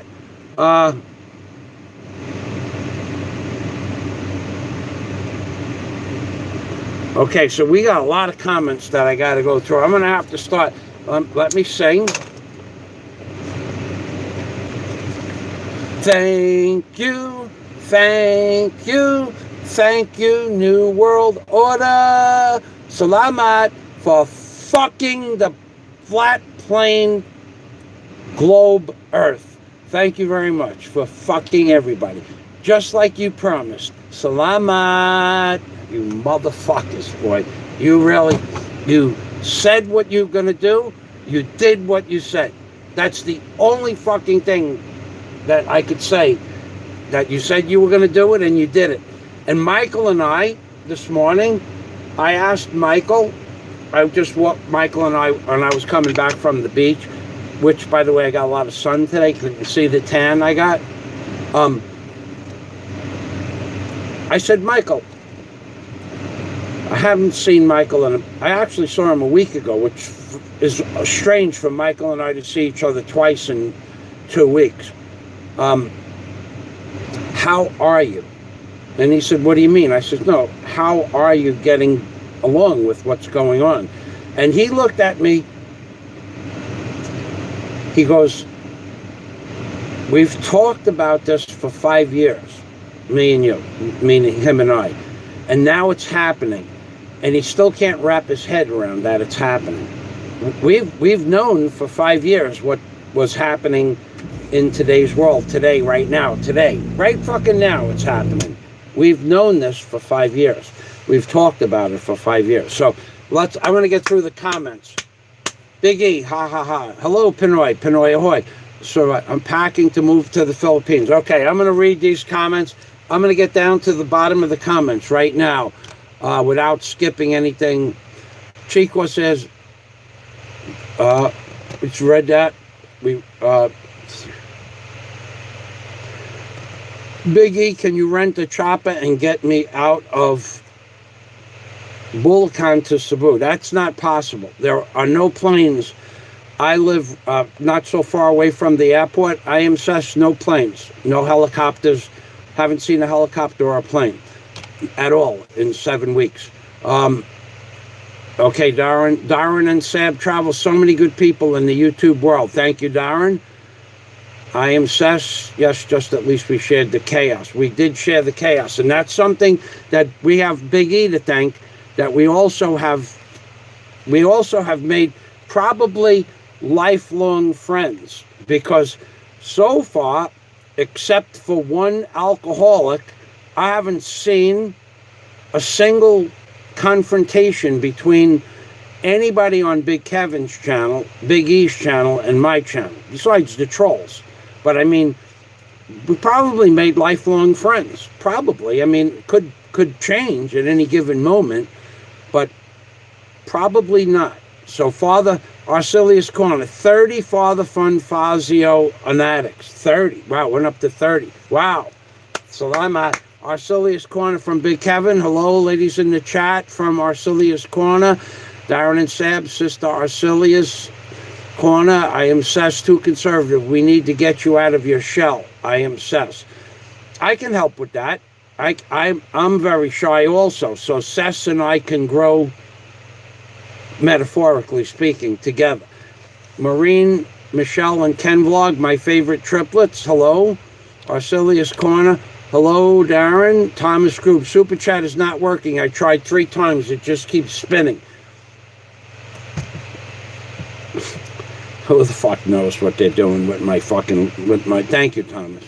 Thank you very much. I believe you. Look, they're just fucking me, Thomas. They're just fucking me. I saw one super chat, but it wasn't from you. It was from Scott Del Fuego. Thank you very much for trying, at least. What can I say? Thank you. All right, so Rain Rule. Thank you. Welcome to the machine. You have so many friends here, Rain. I've heard stories about how Big E I want to, maybe you could answer, as the latest person and coming to the live stream, how much did Big E pay you to come here? I've heard stories that you girls are charging money to come to my live stream. Okay, LaRue Seagrass, welcome to the machine. Well, now, LaRue was my friend for many years. I'm surprised we don't see Jack Thompson here. Arcelius Corner says, smash that thumbs up button. Well, it's growing, 24. Thank you, Arcelius. Darren is saying hello to Rain Ruel. Rain Ruel. And good morning, how are you? To Big E. You guys are talking you're in your native language. And Honeyco is here. Welcome to the machine, Honeyco. Welcome to the machine, and everybody in the chat room, have a blessed day. Salamat. Thank you for stopping by. Great to hear that Big E and Cebu. Hapsters. Now there's some people that send out love. And talking about love, everybody knows I'm working on a new channel, and I'm only right now just loading videos to that channel from the ones that I took off my main page. And those videos are going over to my Patreon account. So I've been busy. And yesterday I put together, well, my Patreon members will see what I did yesterday after the live stream.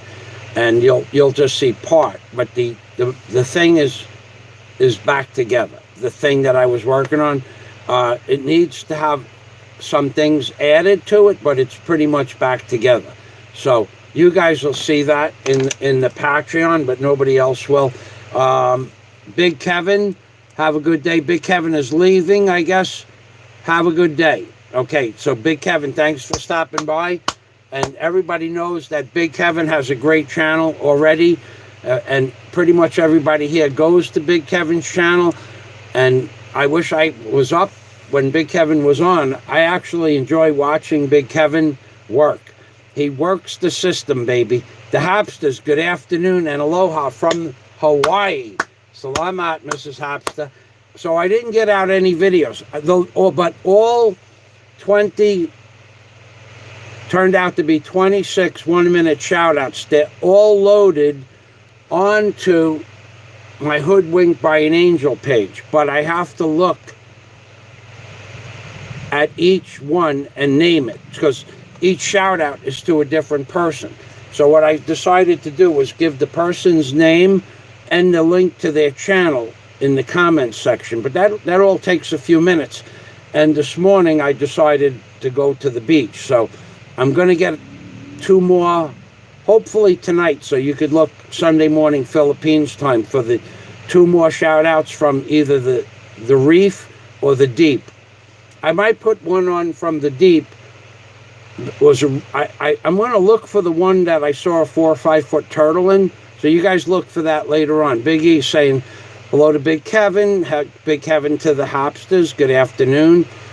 Hopsters to Big E and Cebu. This is something that doesn't happen on that guy who drinks too much alcohol. They're usually just throwing bullshit back and forth from one person to another. Honeyco baby, please listen to Mr. Fazio. Wow, I'm behind in the chat. Okay, let me get down here. Scott just subscribed. April in Cebu. Now, you, April in Cebu, have become a household name among alcoholics of America. You have become a household name. Biggie will tell you. Biggie will tell you why you have become a household name. You have become, and if April, if you care to share what degree you're studying for, not necessarily where and what country, but if you'd like to share the name of the degree to the alcoholic, we would, I know what the degree is, but if you'd care to share it, I don't give out personal information on YouTube, but if you care, that's up to you. And if you don't care, then don't even give it a second thought. I really mean that. It's okay. I know what it is, and I believe, and I wish you best of luck with your degree that you're working on. So the Hap says, thank you for always giving some great advice. some of it is much needed to hear. So we, without mentioning names, you know I'm a little bit shy about mentioning people's names. Expat Prepper. Big Kevin, going to bed soon. Big Kevin, thanks for stopping by if you're still here. Everybody's saying hello to the Hapsters. The Hapsters are saying hello to April. Honeyco, thank you, Mr. Fazio, for good advice. Blessed, you appreciate. Yet, Honeyco, nobody here is criticizing you. Everybody wants you. Everybody in the community, forget about me.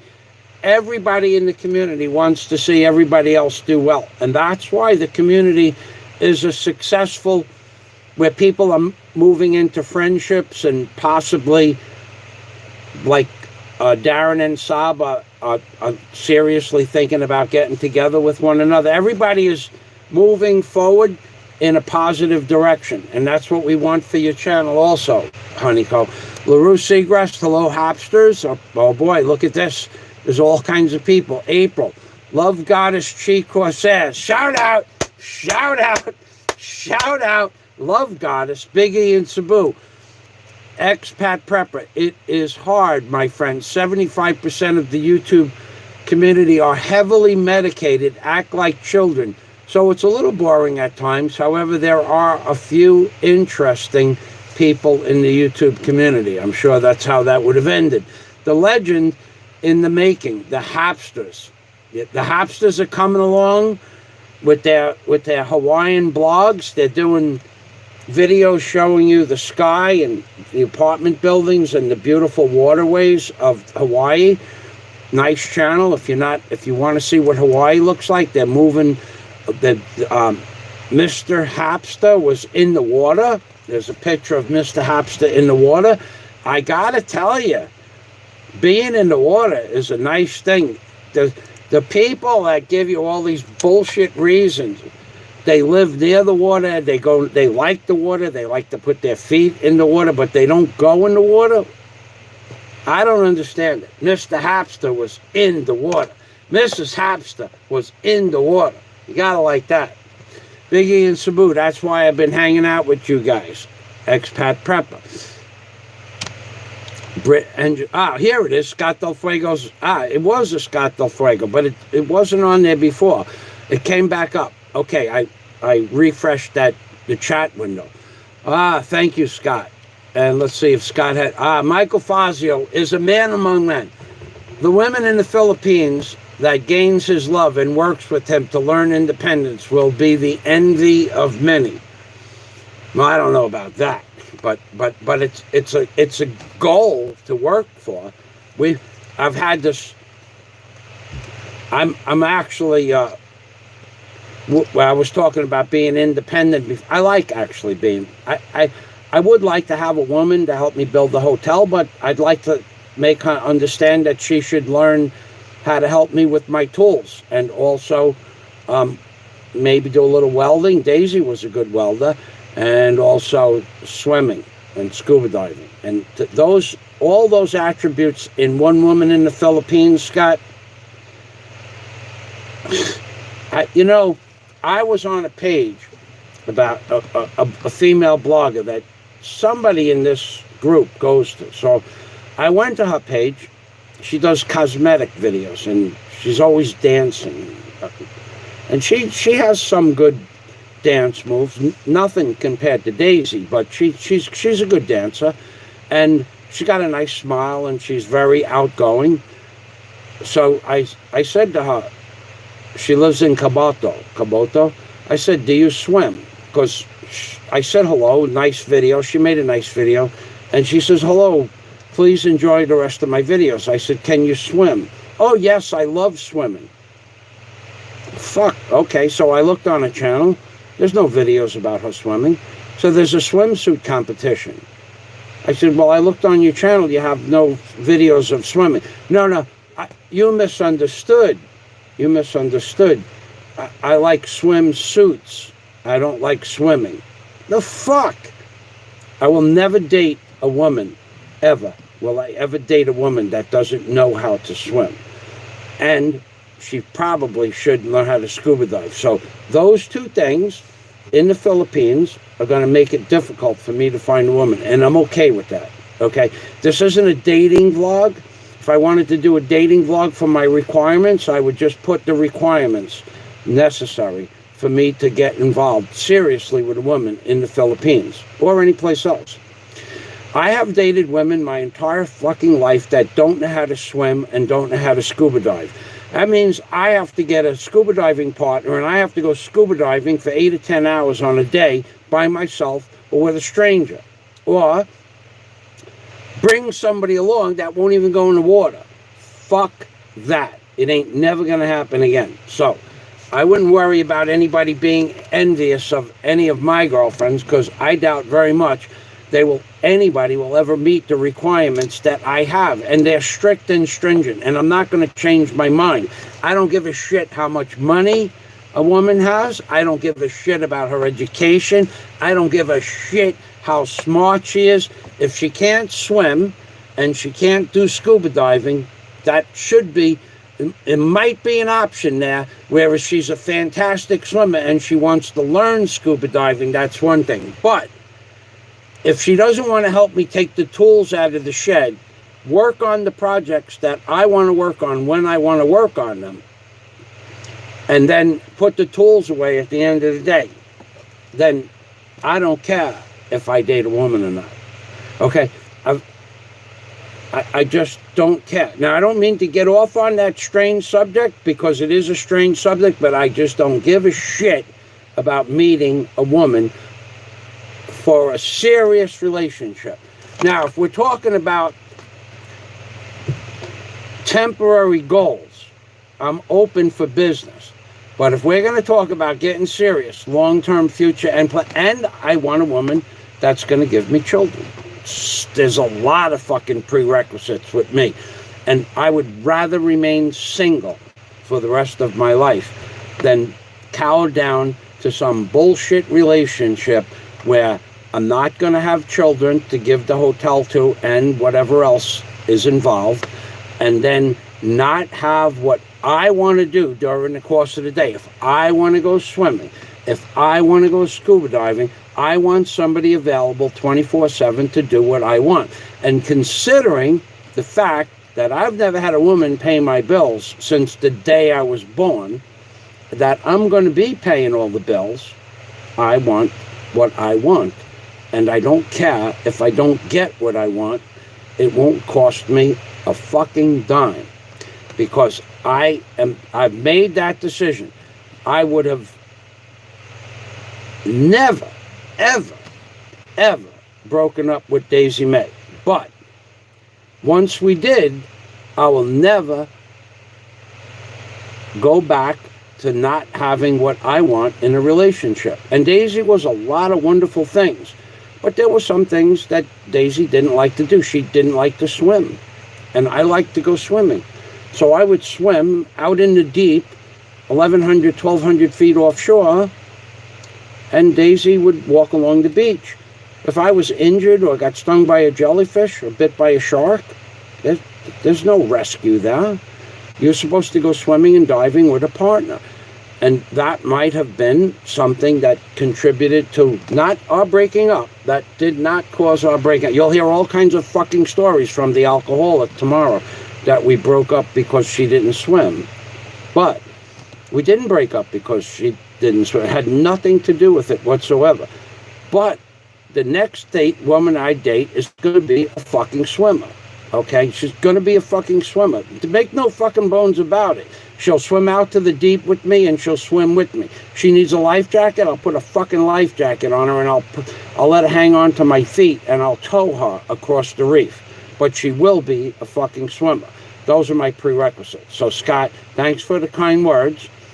And I did go off on a little bit of a tangent, but I have been contacted on Facebook multiple times in the last couple of fucking weeks where I ask women if they can swim, because I tell them, look, and they all can swim, and then when I ask them to tell me how far they can swim, and have they ever swam 1,000 feet? Oh, no, I want to learn how to swim. Fuck that. Fuck that. Fuck that. Fuck that. I got contacted yesterday. I spoke for the women for 15, 17 minutes on Facebook about getting together when the lockdown stopped. 15 fucking minutes I talked to this woman, asked her if she could swim. She said yes. Did I ask her to contact me? No. Did I talk to her? Yes. I said, well, how far have you swum? I mean, have you ever... Oh, well, I haven't actually swam out in the ocean, but I mean, what are you saying yes for when it's the first fucking question? What the fuck is wrong with people? What the fuck is wrong with... The first question is the most important question. Can you swim? Yes or no? Yes, that continues the conversation. If you say no, conversation is over.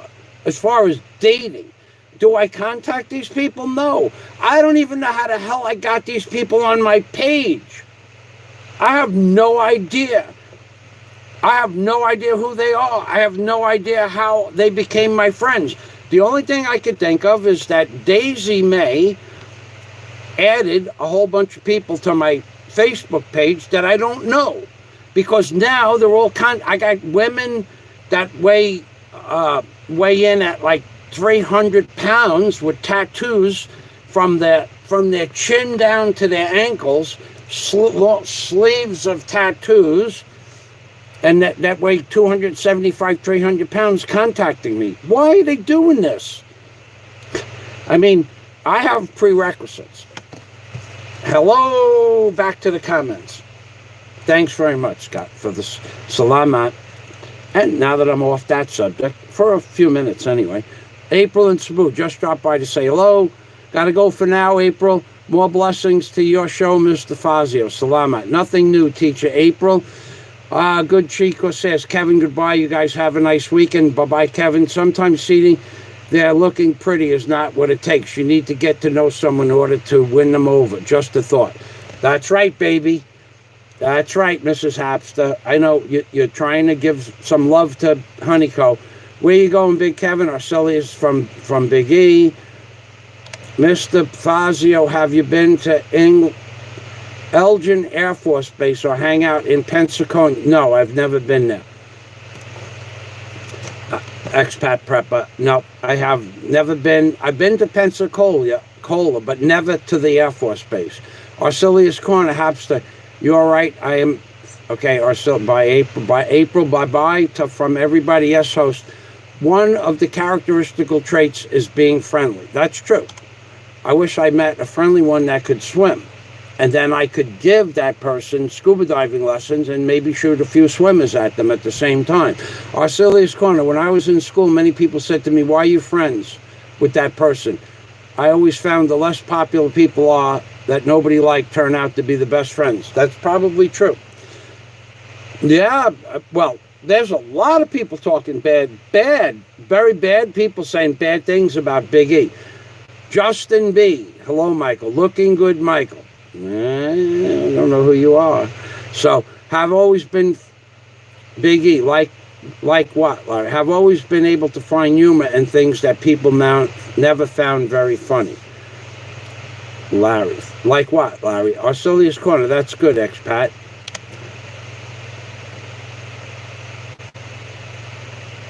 Yeah, I knew Justin B. I just said that. I just said, hey, we'll see what this little fella has to say. Let's see what the Justin B. Yeah, thanks, Scott. Arcelius Corner. You are very, very imaginative individual, expat.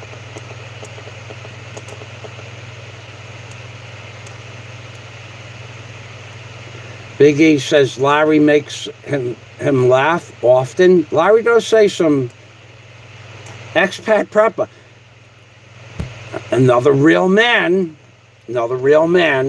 I'm sorry to say, real men as opposed to fake men, as opposed to men that think they're men, that don't know how to operate barges and cranes and tugboats and things like that, or fly airplanes, or fix airplanes, or fix helicopters. Larry's a jet mechanic.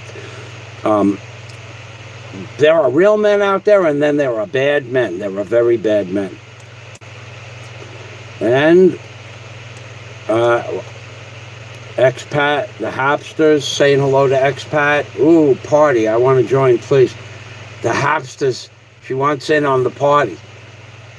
You got it, Mrs. Hapster. Sending some love in our direction. Arcelius Corner, what's the name of the new book, if you don't mind me asking? Mrs. Livingstone is in the house. Another lady friend of Big E in Cebu. We've heard stories that Big E is paying you ladies to come here. Would you like to tell us how much money you earned coming to the Fazio Extravaganza?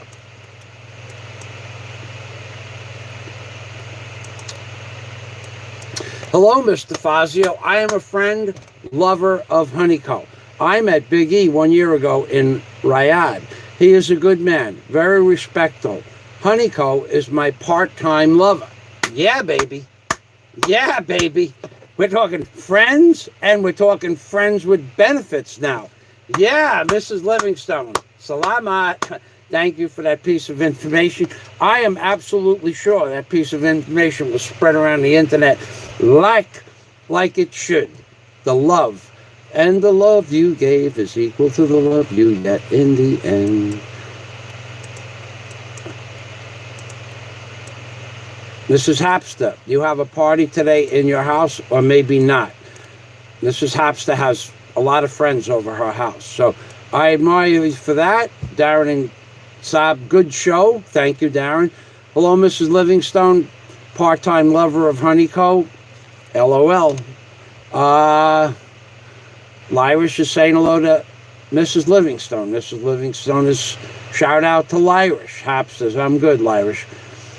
Let's have one in a bit, the Hapsters. So the Hapsters, when asked if she's going to have a party, she has the ability to do StreamYards. And Expat Prepper says hello to Mrs. Livingstone. Mrs. Livingstone is saying hello to Arcelius Corner. Arcelius Corner is a big name in the drunken expat community. Big name. People have been misplacing her for somebody she is not, and they don't understand when you say Arcelius Corner is not that person that you think she is. Then they make more videos about Arcelius Corner being somebody who she's not. If she was, I wouldn't say a word about it.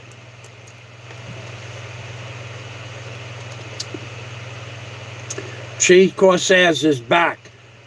Welcome back to the machine. Shout out. Lyra says hello to the sugar daddy, Big E. Shout out. Chi to the Hapsters to the Chi.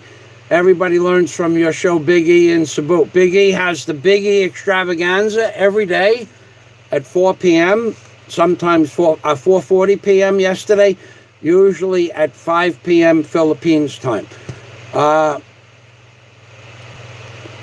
Lyra says she's learned a lot from Bosing Big E show, and she has. Everybody has. Everybody that goes to the Big E Extravaganza, there's a playlist on my page. I forget to put them all on there. Some of them are age restricted. Everybody that goes to Big E show learns, if nothing else, they learn that Big E is not afraid to say what's on his mind. Okay? And that in and of itself is unique.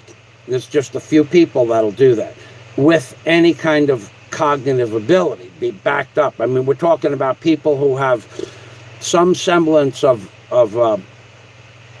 intelligence. Big E is one of those people.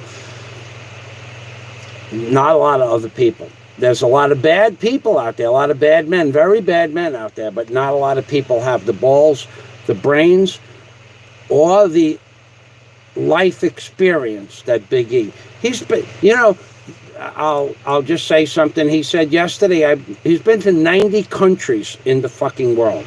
He's in charge of Asia in a corporation that's one of the most powerful corporations in Asia right now today because of what's going on. And people are disrespecting him. You're a very bad man. You people drink too much alcohol. You're a bad man. You're a very bad man. And I guarantee you, even if Steve Montelli said to you, here, you know what, I'm coming to the Philippines, I will lend you my boys. You go say that shit to Big E, and I'll pay for your airfare to go to Cebu. This is Steve Montelli. You can borrow the boys, and I'll pay for your airfare to go to Cebu, and you say that shit to Big E's face. I dare you. I double dare you. I dare you. And you know what's going to happen to you? I'll tell you what's going to happen to you. Big E is going to tell you you're a bad man. You're a very bad man. You drink too much fucking alcohol. That's what he's going to say. Going to say that. And then when he says you're a bad man, your feelings will be hurt because you're a bad man. And he'll tell you in a way that you'll understand. Vincent Michaels is in the house. Another member of my Patreon community. So right now we have 1, 2, 3, 4, 5. Unless there's more at the bottom. 5 members of my super Patreon community. I guess I could say the super end of my Patreon community. Welcome, Vincent Michaels. We look healthy and my signal is good. Thank you very much. I had a nice walk this morning, and I had a nice conversation with one of my friends. So it was a beautiful day so far, Vincent. We are at the bottom of the comments. I didn't think that was going to happen. Canny Ford, that makes 6 members of my Patreon community. All right, so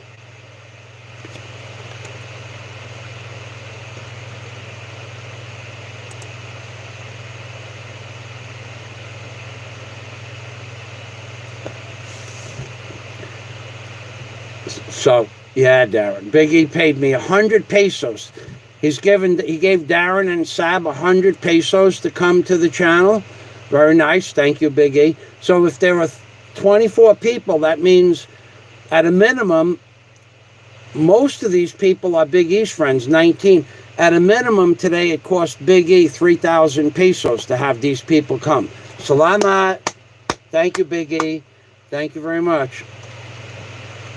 Okay, Big E, that's right. Lyrish in the Philippines is the shout out that we're trying to bring everybody to Lyrish in the Philippines channel.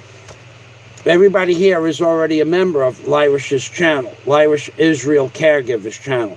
This week the profile changes to a new blogger, and Big E will make that decision, I guess, on his show this afternoon. Okay, hello, Sugar Daddy from Lyrish. I'm probably missing some comments.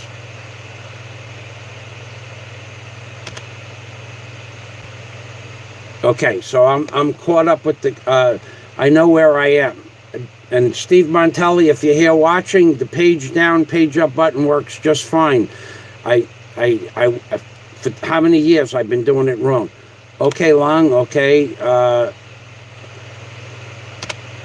Okay, Long, maingay mga kids, Mrs. Hapster, ha, gusto ko umakaya sa live stream mo. Yeah, baby. Whatever I just said. Welcome back, Chic. She's back. The Hapsters. Okay. Mrs. Hapster, I thought I was a Buddhist. I was in a Buddhist temple. Wow, that was a long time ago. I rang the bell. That's one of the sounds that you'll hear in a Buddhist temple. People think I'm kidding. And people think I'm kidding when I say that the government has been taken over by satanic forces. I'm not kidding about that. You think I'm kidding. What about the 200 British politicians, congressmen, senators, or their version? What about the 200 members of parliament and the governors of Britain that were involved in a pedophilia ring like 4 years ago? What happened to them? Nobody got prosecuted?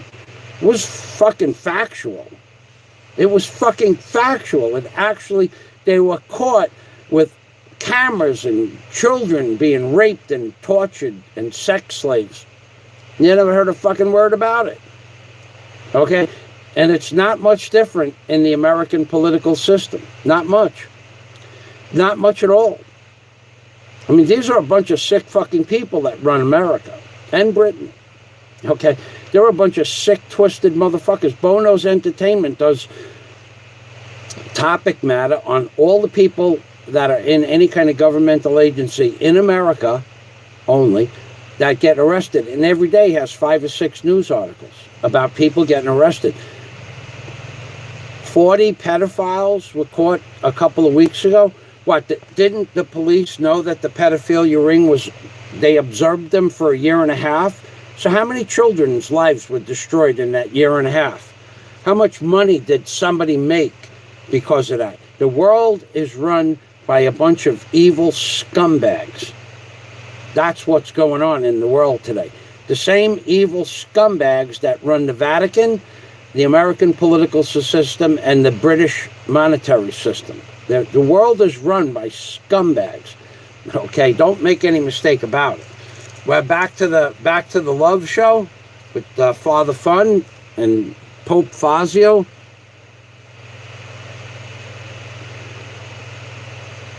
Love, love, love from Lyrish. Can I borrow your bell, Sir Fazio? Yes, Chic. In fact, what I'll do is I have a spare bell. What I'll do, see, I have a spare bell, so I will keep the original bell, and this will be, I will give you this bell to use.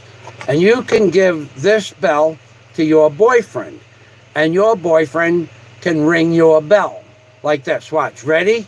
This is, I don't know who Chi's boyfriend is because she keeps that secret.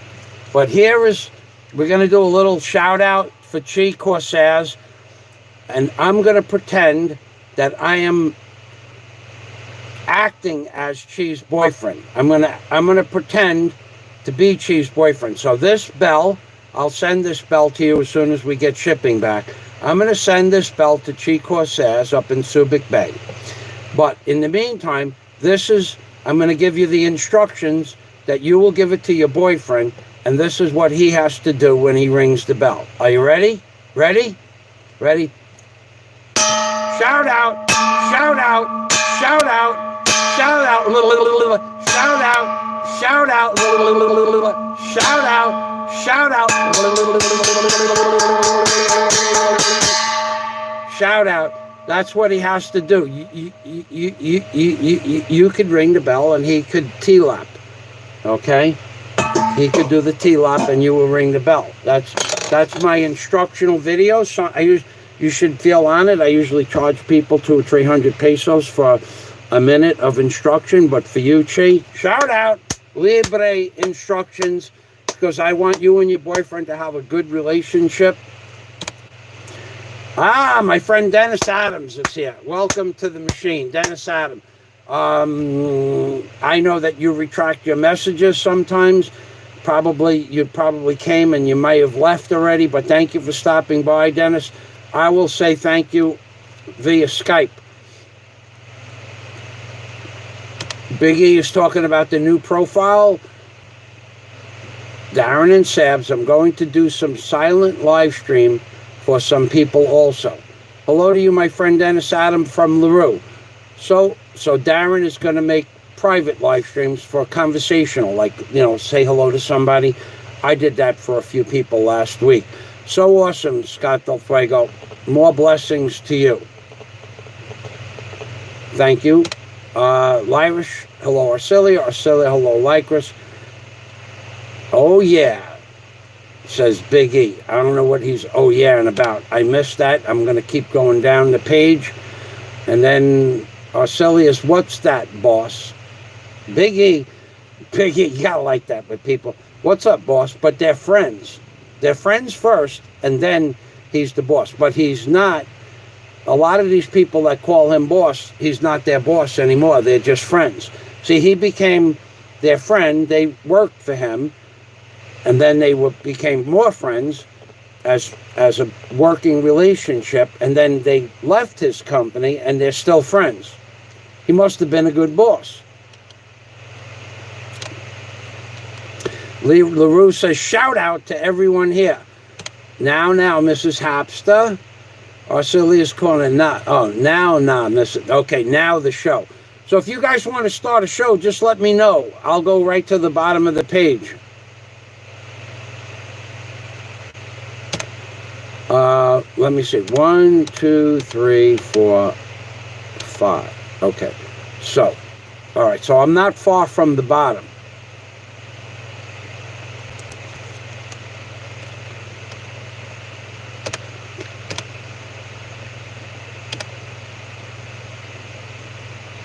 Okay, so I'm close. I only have about 10 more minutes of reading comments, and then I'm gonna end the live stream.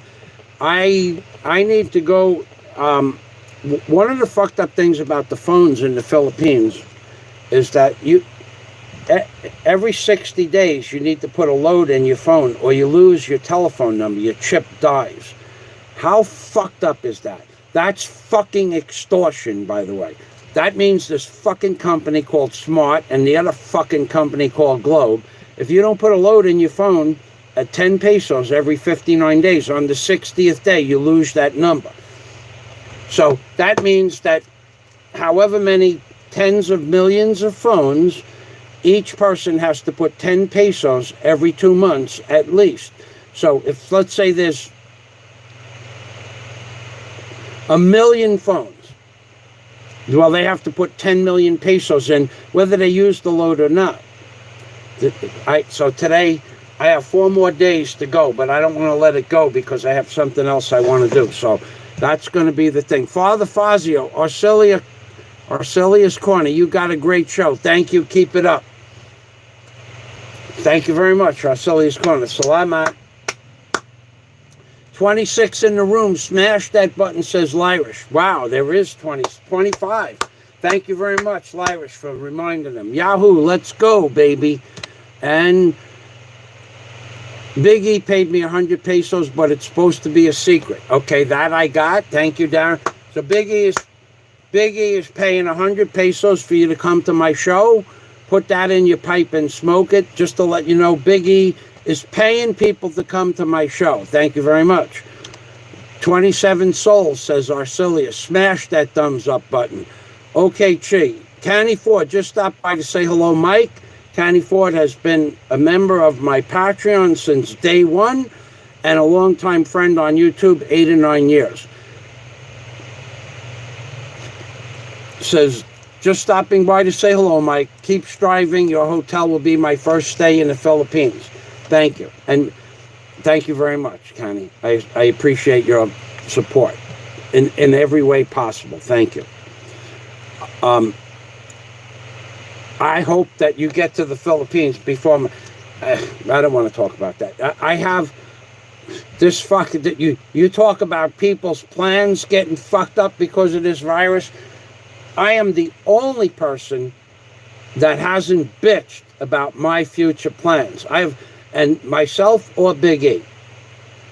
Everybody else has told you about some bullshit story that they were going to do and they want to do and they're going to possibly do and do. They're the fucking bullshit artists is what you got on YouTube.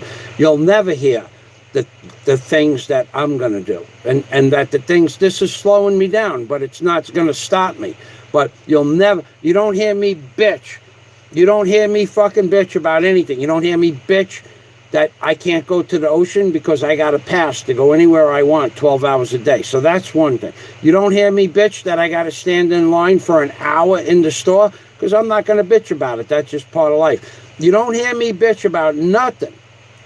Not a fucking thing will you hear me bitch about except the New World Order and what they're fucking about ready to do to the population of this flat fucking earth.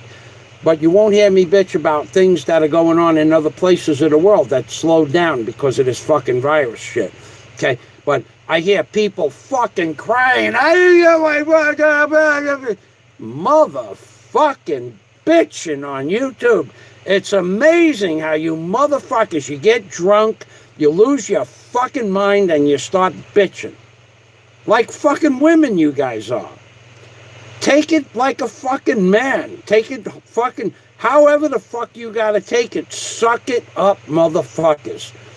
Stop your fucking bitching. Stop your fucking bitching. It's the most amazing thing. Holy shit. The bitching I heard going on yesterday on YouTube, I'm listening, I'm going, this fucking people gets drunk, he never stops fucking bitching. Should have been a fucking woman. If you're gonna bitch like what the long-living legend of what fucking women bitch, I haven't heard fucking women bitch as much as these guys on YouTube. Yesterday I heard somebody fucking bitching for 2 entire fucking hours, drunk. 2 fucking hours yesterday bitching. He had too much to fucking drink. And he never stopped bitching.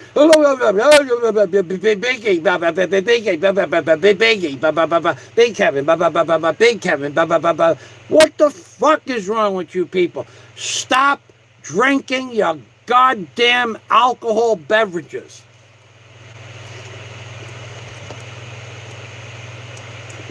April in Cebu, I heard my name. My master's degree, okay, thank you. So April in Cebu heard her name, and she's answering the question. So the motherfuckers out there that are drinking too much alcohol and have Arcelius Corner, April, and Lyrish, and Seb, all fucking mixed up inside their little tiny fucking alcoholic motherfucking tiny brains. April in Cebu is going for her master's degree in organic chemistry, and I'm studying in PhD chemical engineering.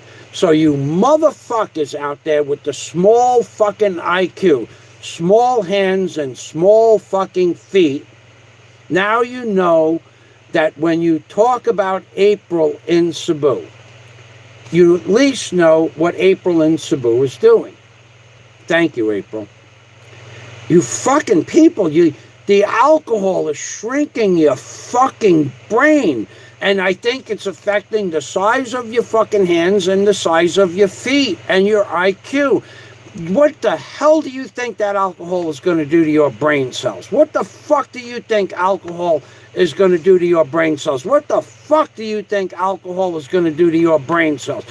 Every shot of fucking alcohol, and probably April could confirm this, or Big E, or any other doctor that's on my stream right now. I understand it to be true that 1 shot of 80 proof alcohol kills 10,000 brain cells. I don't know if that's true, but that's what I believe happens. And that's why eventually when you drink too much fucking alcohol, your brain, we call it fog, goes foggy. Like for a couple of weeks after you drink, your brain is not the same. But when you drink too much on long term, your brain gets, we call it the wet brain, where it never dries up. It's always foggy. You stupid motherfuckers and your goddamn alcohol consumption. Stop drinking fucking alcohol. And abusing people. If you can't handle your fucking liquor, just don't drink it. I am so fucking tired of hearing some fucking drunk abuse me, Big Kevin, fucking Biggie, and all the women here. You people are really fucked up. You know that, right?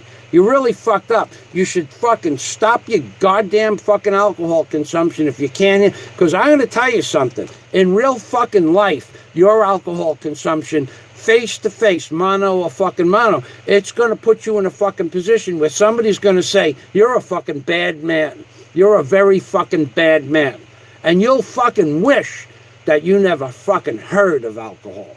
Because when you understand that you're a bad man, you're a very fucking bad man, you'll understand that alcohol was not the fucking direction you should have went in. Connie Ford says it's getting hot here in Los Angeles. People are going to the beach despite lockdown. I saw that this morning. 50,000 fucking people went to the beach in California yesterday. 50,000 people, and Los Angeles is in California. Thanks for the information. I saw it on CBS News this morning.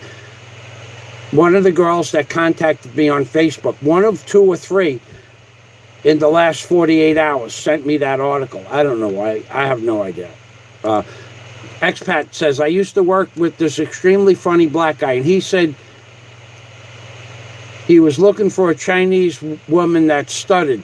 So I asked him, why does she have to study? He said, so she can't tell on me to my wife. So she has a stutter and she's unable to tell. Maybe I saw a black guy. And he said, I was looking for a Chinese woman that studied. I asked him, why does she have to study? He said, so she can't tell on me to my... Oh, yeah, I get it now.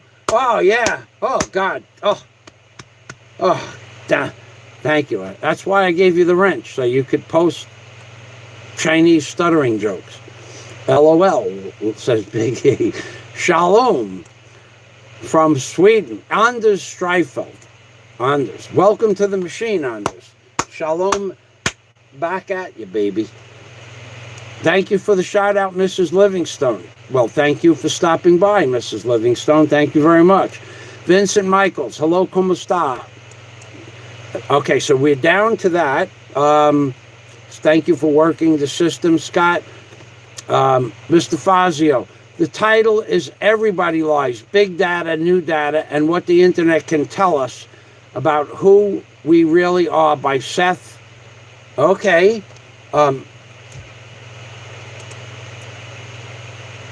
I missed where we got the title from.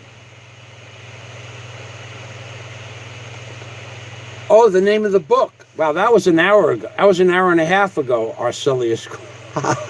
The name of the book. Okay, the title of the book is Big Data, New Data, and What the Internet Can Tell Us About Who We Really Are by Seth Stephan Davidowitz. So Davidowitz. Okay, so what I would imagine that is, it's about machine learning and algorithms. I would imagine a big part of that book had to do with that, right, Arcelius? Am I right about that? Arcelius Corner? Can you, Mr. Fazio, Arcelius Corner, if you go to my homepage, there's a link for the book. It's called Angels on the Ark, Angels, Angels on the Ark by Michael Fazio, nonfiction, and it's an ebook. It's available on Amazon.com for $2.99. So you can Google Angels on the Ark by Michael Fazio. Angels on the Ark should come straight to my webpage, because even though I don't sell a lot of books, it's the only title of that title in history, and it should pop straight up with Angels on the Ark. Mrs. Livingstone wants 100 pesos. They said you are a bad man if you are passing out money and not giving it to Mrs. Livingstone. He's a very bad man, Mrs. Livingstone. Big E, you're a bad man, a very bad man.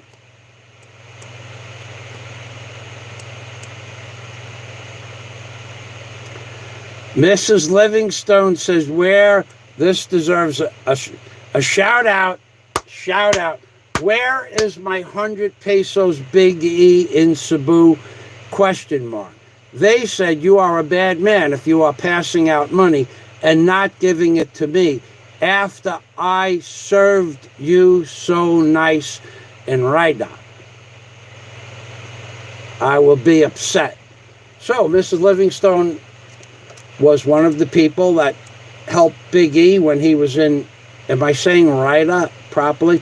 And she wants her damn 100 pesos Big E.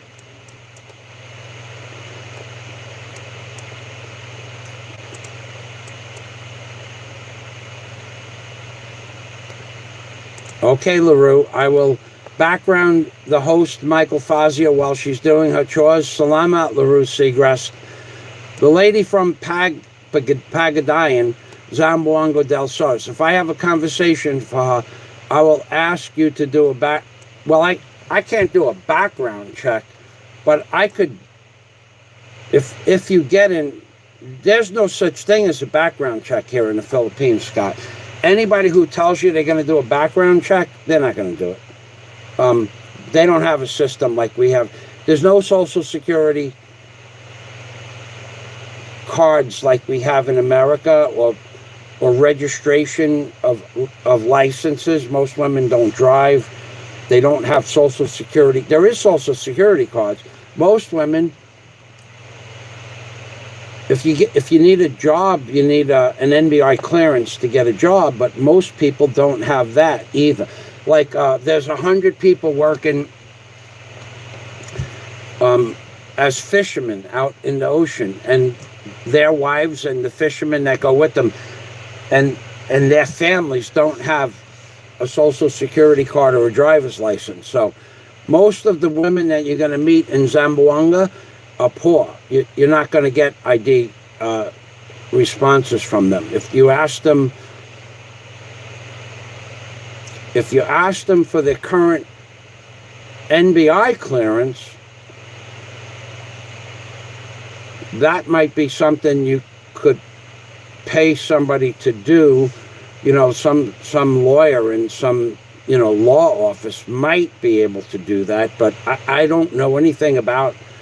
I would think that if there was somebody that lived in Zamboanga that knew her, they would just go to her and say, give me 500 pesos and I'll give you a good report. This is not America, Scott. You're not going to get that kind of background check on somebody. You could talk to them.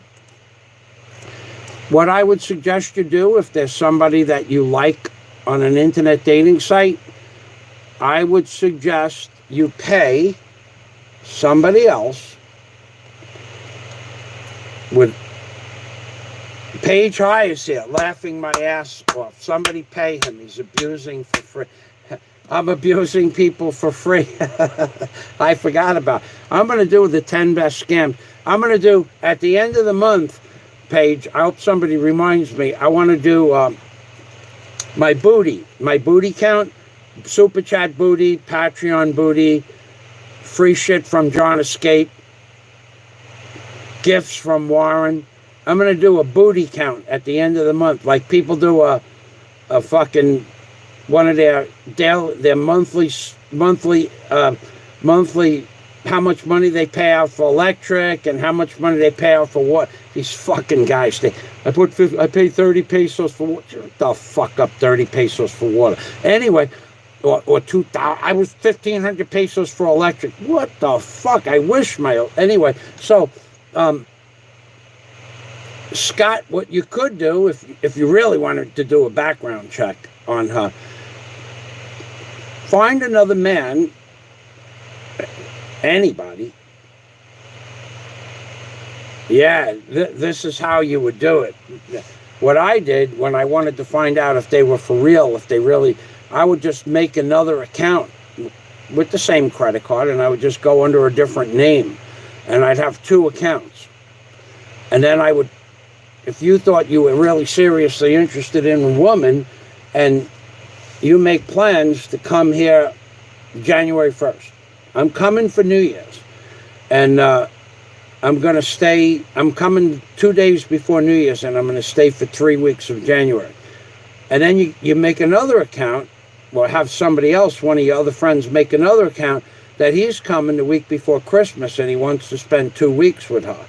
And then you see if she can spend 2 weeks with the guy from the week before Christmas, which is going to interfere with your New Year's plans.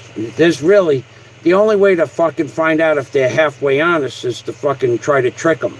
They're very, the women here on the internet dating sites, they're very smart. They got this shit down. They'll have calendars just like anywhere else, but you could.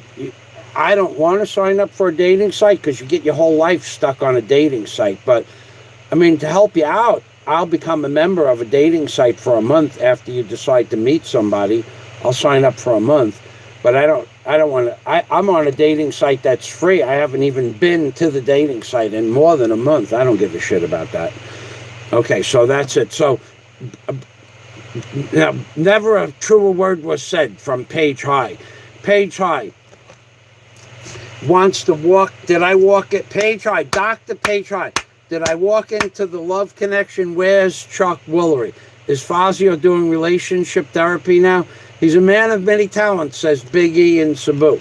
And Page High says, laughing my ass off. Somebody give Fazio some money. He's abusing people for nothing. Scott gave me some money before.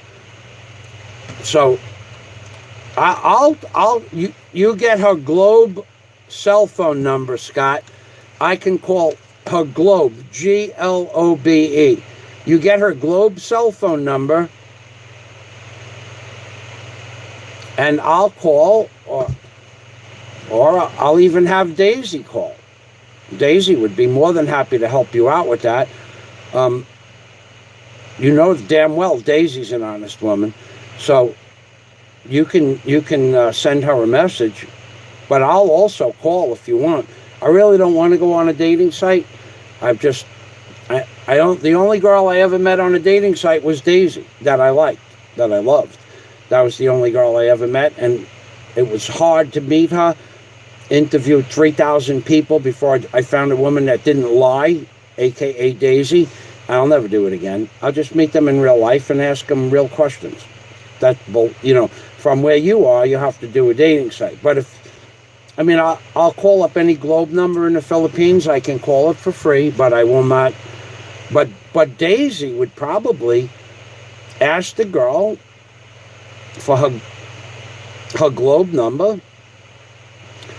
Daisy can get, for 50 pesos, Daisy can call up the girl and talk to her. And because Daisy's from the same island, Daisy lived on the other end of Mindanao. So Daisy could do that for you. Or I'll do it if I can. But they're all, as far as being full of crap, there's a lot of women in the provinces that are real nice, sweet women that really want to meet a man. The problem with you going to Zamboanga to meet her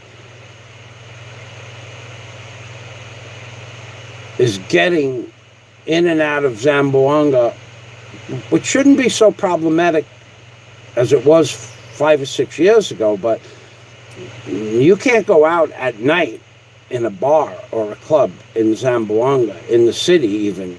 You can go out during the day, unless it's changed, but when Daisy went to her friend's wedding in Zamboanga, I asked her, did the American men from the party go out at night? She said no. Zamboanga is, it's a hit and miss thing about going out at night. It's not like Bohol. So I'll tell you about that. I'll call you up on Skype, but not after this show. I need to go to the stores and get a load from my phone. Talking about dating sites, I need to go get a load. Where, as opposed to a dating site, I would be dropping a load off on. Boom! Salamat, Page High. I am reserving a shout out next time you're in Bohol. See, shout out. I may have one of you, but you know what? I'll make a special effort. I will leave the house tomorrow morning at 7 o'clock. Well, I'll leave earlier than that. Okay, Page High. Page High. Shout out. Okay, so Page High shout out. And I will put a shout out. You know what I'm going to do, Page High? I'm going to go to the other end of the reef. I've explored this end of the reef.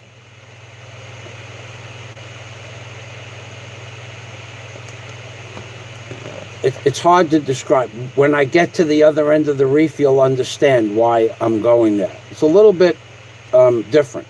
It's way different. And the possibility exists that we're going to find a sun starfish where I'm going to go. It's a very not well-known beach. In and around the Lona Beach area, there's a beach that even people don't go to by boat. It's gonna take a while. It's a little bit of a walk and it's a little bit of a swim, but there's a place off this one part of a coral bluffs where sometimes you'll see a sun starfish, and those are 30 inches in diameter, and they have 10 legs, I think they have. I'll look for one. It depends on the season, but I'll go there to make. I want to do shout outs from there anyway, and there's a beautiful reef there. The problem is I'll be the only one there, which is okay for me, but there's no backup where I'm going, baby. There's no backup where I'm going to be going. So I'll look for one. I'll go down there and do that shout out for down there. But thank you very much. So let's sing for Page High. Wait, Mr. Obama, come over here. You like Page High, Mr. Obama? Oh yeah. Oh, he's a doctor. And Mr. Obama, what is it that you like about doctors so much? Well, not all doctors, Rabbi, not all doctors, just some doctors. What kind of doctors do you like, Mr. Obama? Proctologists. What kind of doctors? Proctologists. I can't hear you. A proctologist. You fucking deaf. You like proctologists. That's right. And so is there a reason? Oh yeah. There's a reason I like them. They get to see the other end. They get the other end of they get to see the other side of life. So, would you like to do a shout out for Page High? Oh yeah, he's a proctologist. Yes, Mr. Obama. I love you, Page. Salamat. Can you take pictures? Hold, please. Little pictures. So, Page High, Mr. Obama wants to say thank you for the super chat, and he is of the understanding that Page High is a proctologist. Oh yeah, baby. Oh yeah. So you give a thumbs up for the proctologist. I give him a lot of up. What? Anything he wants. Anything. Just take pictures. All right. So Mr. Obama will sing the thank you song to Page High. Thank you, proctologist Page High. Salamat. Okay, Page High, this special shout out from Mr. Obama. Special thank you song. Page High, the proctologist. Oh, he's a proctologist. I like that. Oh. Fucking heard it here first, folks. You heard it here first. Page High has a fucking Mr. Obama fan club now. Ladies and gentlemen. This is where it all started. I'm gonna give everybody a few minutes to say goodbye to one another. I'm gonna give everybody a few minutes. What I want to do is I want to get my keys. I'm gonna give, let's say, 5 minutes. I don't know why I'm not seeing comments on my home page. Let's see. Page High was the last comment.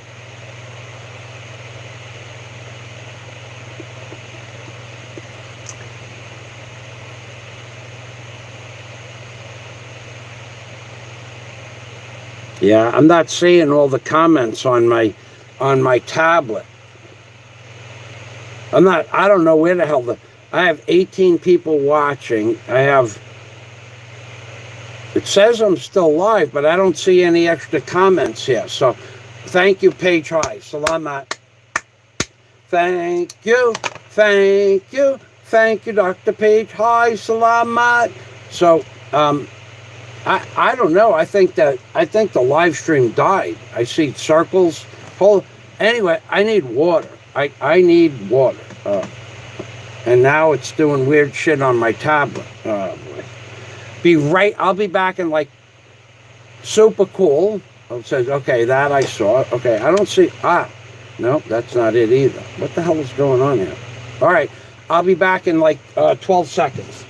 1001, 1002, 1003, 1004, 1005, 1006, 1007, 1008, 1009, 1010, and I'm back. 12 seconds.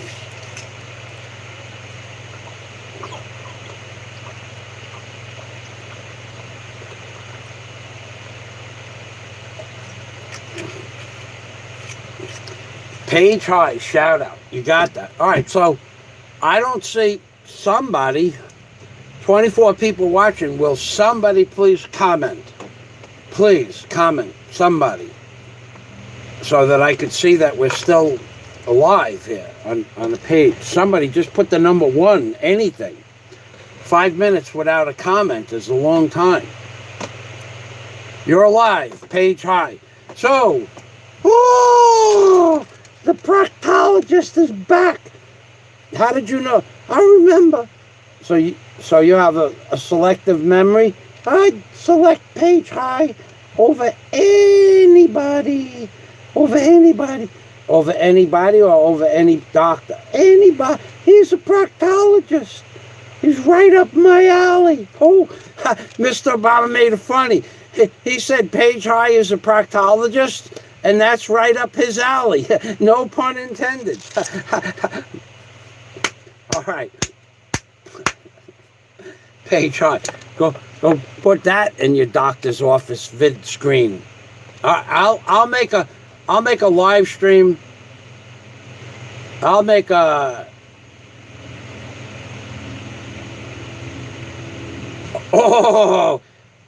Mr. Obama.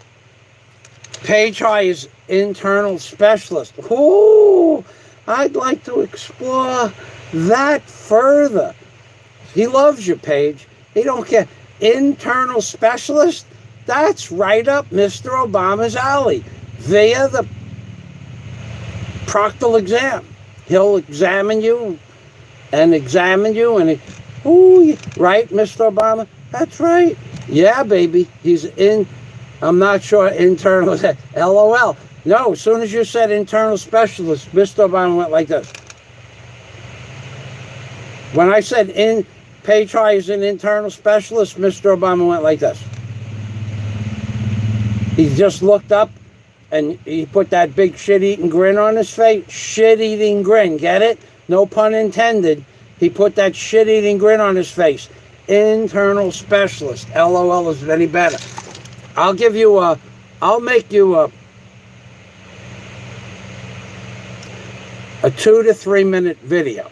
Something that you could, if you have some sort of vid camera in your waiting room, something you could, like a loop camera, I'll make something nice. I'm going to look for, where I live, there are no sun starfish. But if starfish are breeding at this time of the year, they would be breeding in that place where I'm going. Not just the sun starfish, but all starfish. I would have to look at my starfish videos and see when they were posted. I have videos of starfish like this big, multiple, like hundreds, thousands, tens of thousands of them. That's why no one goes to this beach. It's not a public beach, but it's not a breeding ground per se either. It's not even in protected waters, but nobody goes there. It's just far away from Alona Beach. But I'm going to look for the sun starfish, and I'll see if I could do a shout out. I won't just be doing one shout out for you, but I'm going to go there looking for the sun starfish, because it is spring and this is when they come, but they're only here for a few weeks. So I'll go looking, and I'll do a nice shout out, something that you could, something that you could show people, not the shit that I put on YouTube. Thank you. Not the normal shit. I won't, miss, all right, you're welcome, Paige. So with that, ladies and gentlemen, I'm going to say thank you very much for coming to the show, and thank you, Big E, for paying all those people to come to my show, and will thank President Trump for letting me abuse him. And Page High, in case you weren't here earlier, I told the CIA and the FBI and the NSA, somebody said, be careful what you say on YouTube. And I said to them, those people, the NSA and the FBI and the CIA, they're all my friends. And somebody said, how good of friends are they? I says, all of the people in the FBI and the CIA and the NSA, they're all my good friends. They're such good friends. They're kind of friends that'll go out and get 2 blowjobs and come back and give me 1. That's how good, that's how much they love me in the CIA, the FBI, and the NSA. So I have a lot of friends in a lot of places. Salamat. Vincent Michaels, thank you. And I just wanted to leave off on that high note because I don't give a fuck about what people think. I never cared what people think, and I'm never going to care what people think. That's right, baby. Take care, my friend Michael. Good night. Laughing my ass off, says Page High. And laughing his ass off. Oh, no. Maintain ass. Hey, maintain your ass. Please. Please don't lose your ass. Well, that's the way to the internal specialist's heart, you know, through the sphinx.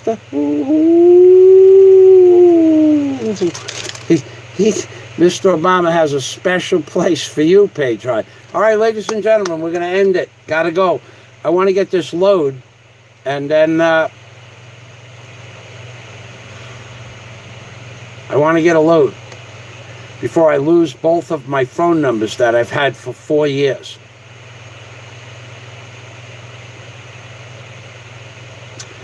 Vincent Michaels says, I'll put more water in my next batch of rum for next time, sort of time down on the drunkenness. Vincent Michaels, you know, you're not an alcoholic, but no, we're not talking about people that can handle their liquor anyway. We're talking about fucking alcoholics that are losing their fucking mind on YouTube, saying shit about me and Big E and Kevin and even Daisy. What the fuck is wrong with you people? What the fuck is wrong? Daisy's gone now 9 months, by the way, and you still got these fucking lowbrow, low IQ alcoholics talking shit about Daisy May. What the fuck is wrong with you people?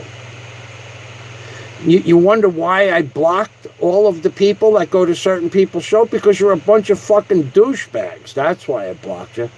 All right, everybody. Bye-bye for now. You're a bunch of fucking douchebags. Drunken, alcoholic, motherfucking low-life pieces of shit. There you go. How do you like me now, motherfucker? Jeez. I'm Bing Permy. Much love from the Philippines, baby. Thumbs up. Thumbs up. Go to sleep, Mr. Obama. He got this thing for Page High. All right, Brit Engineer. Golden Eagle, baby. That's good shit. I'm Bing Permy. Bye-bye for now.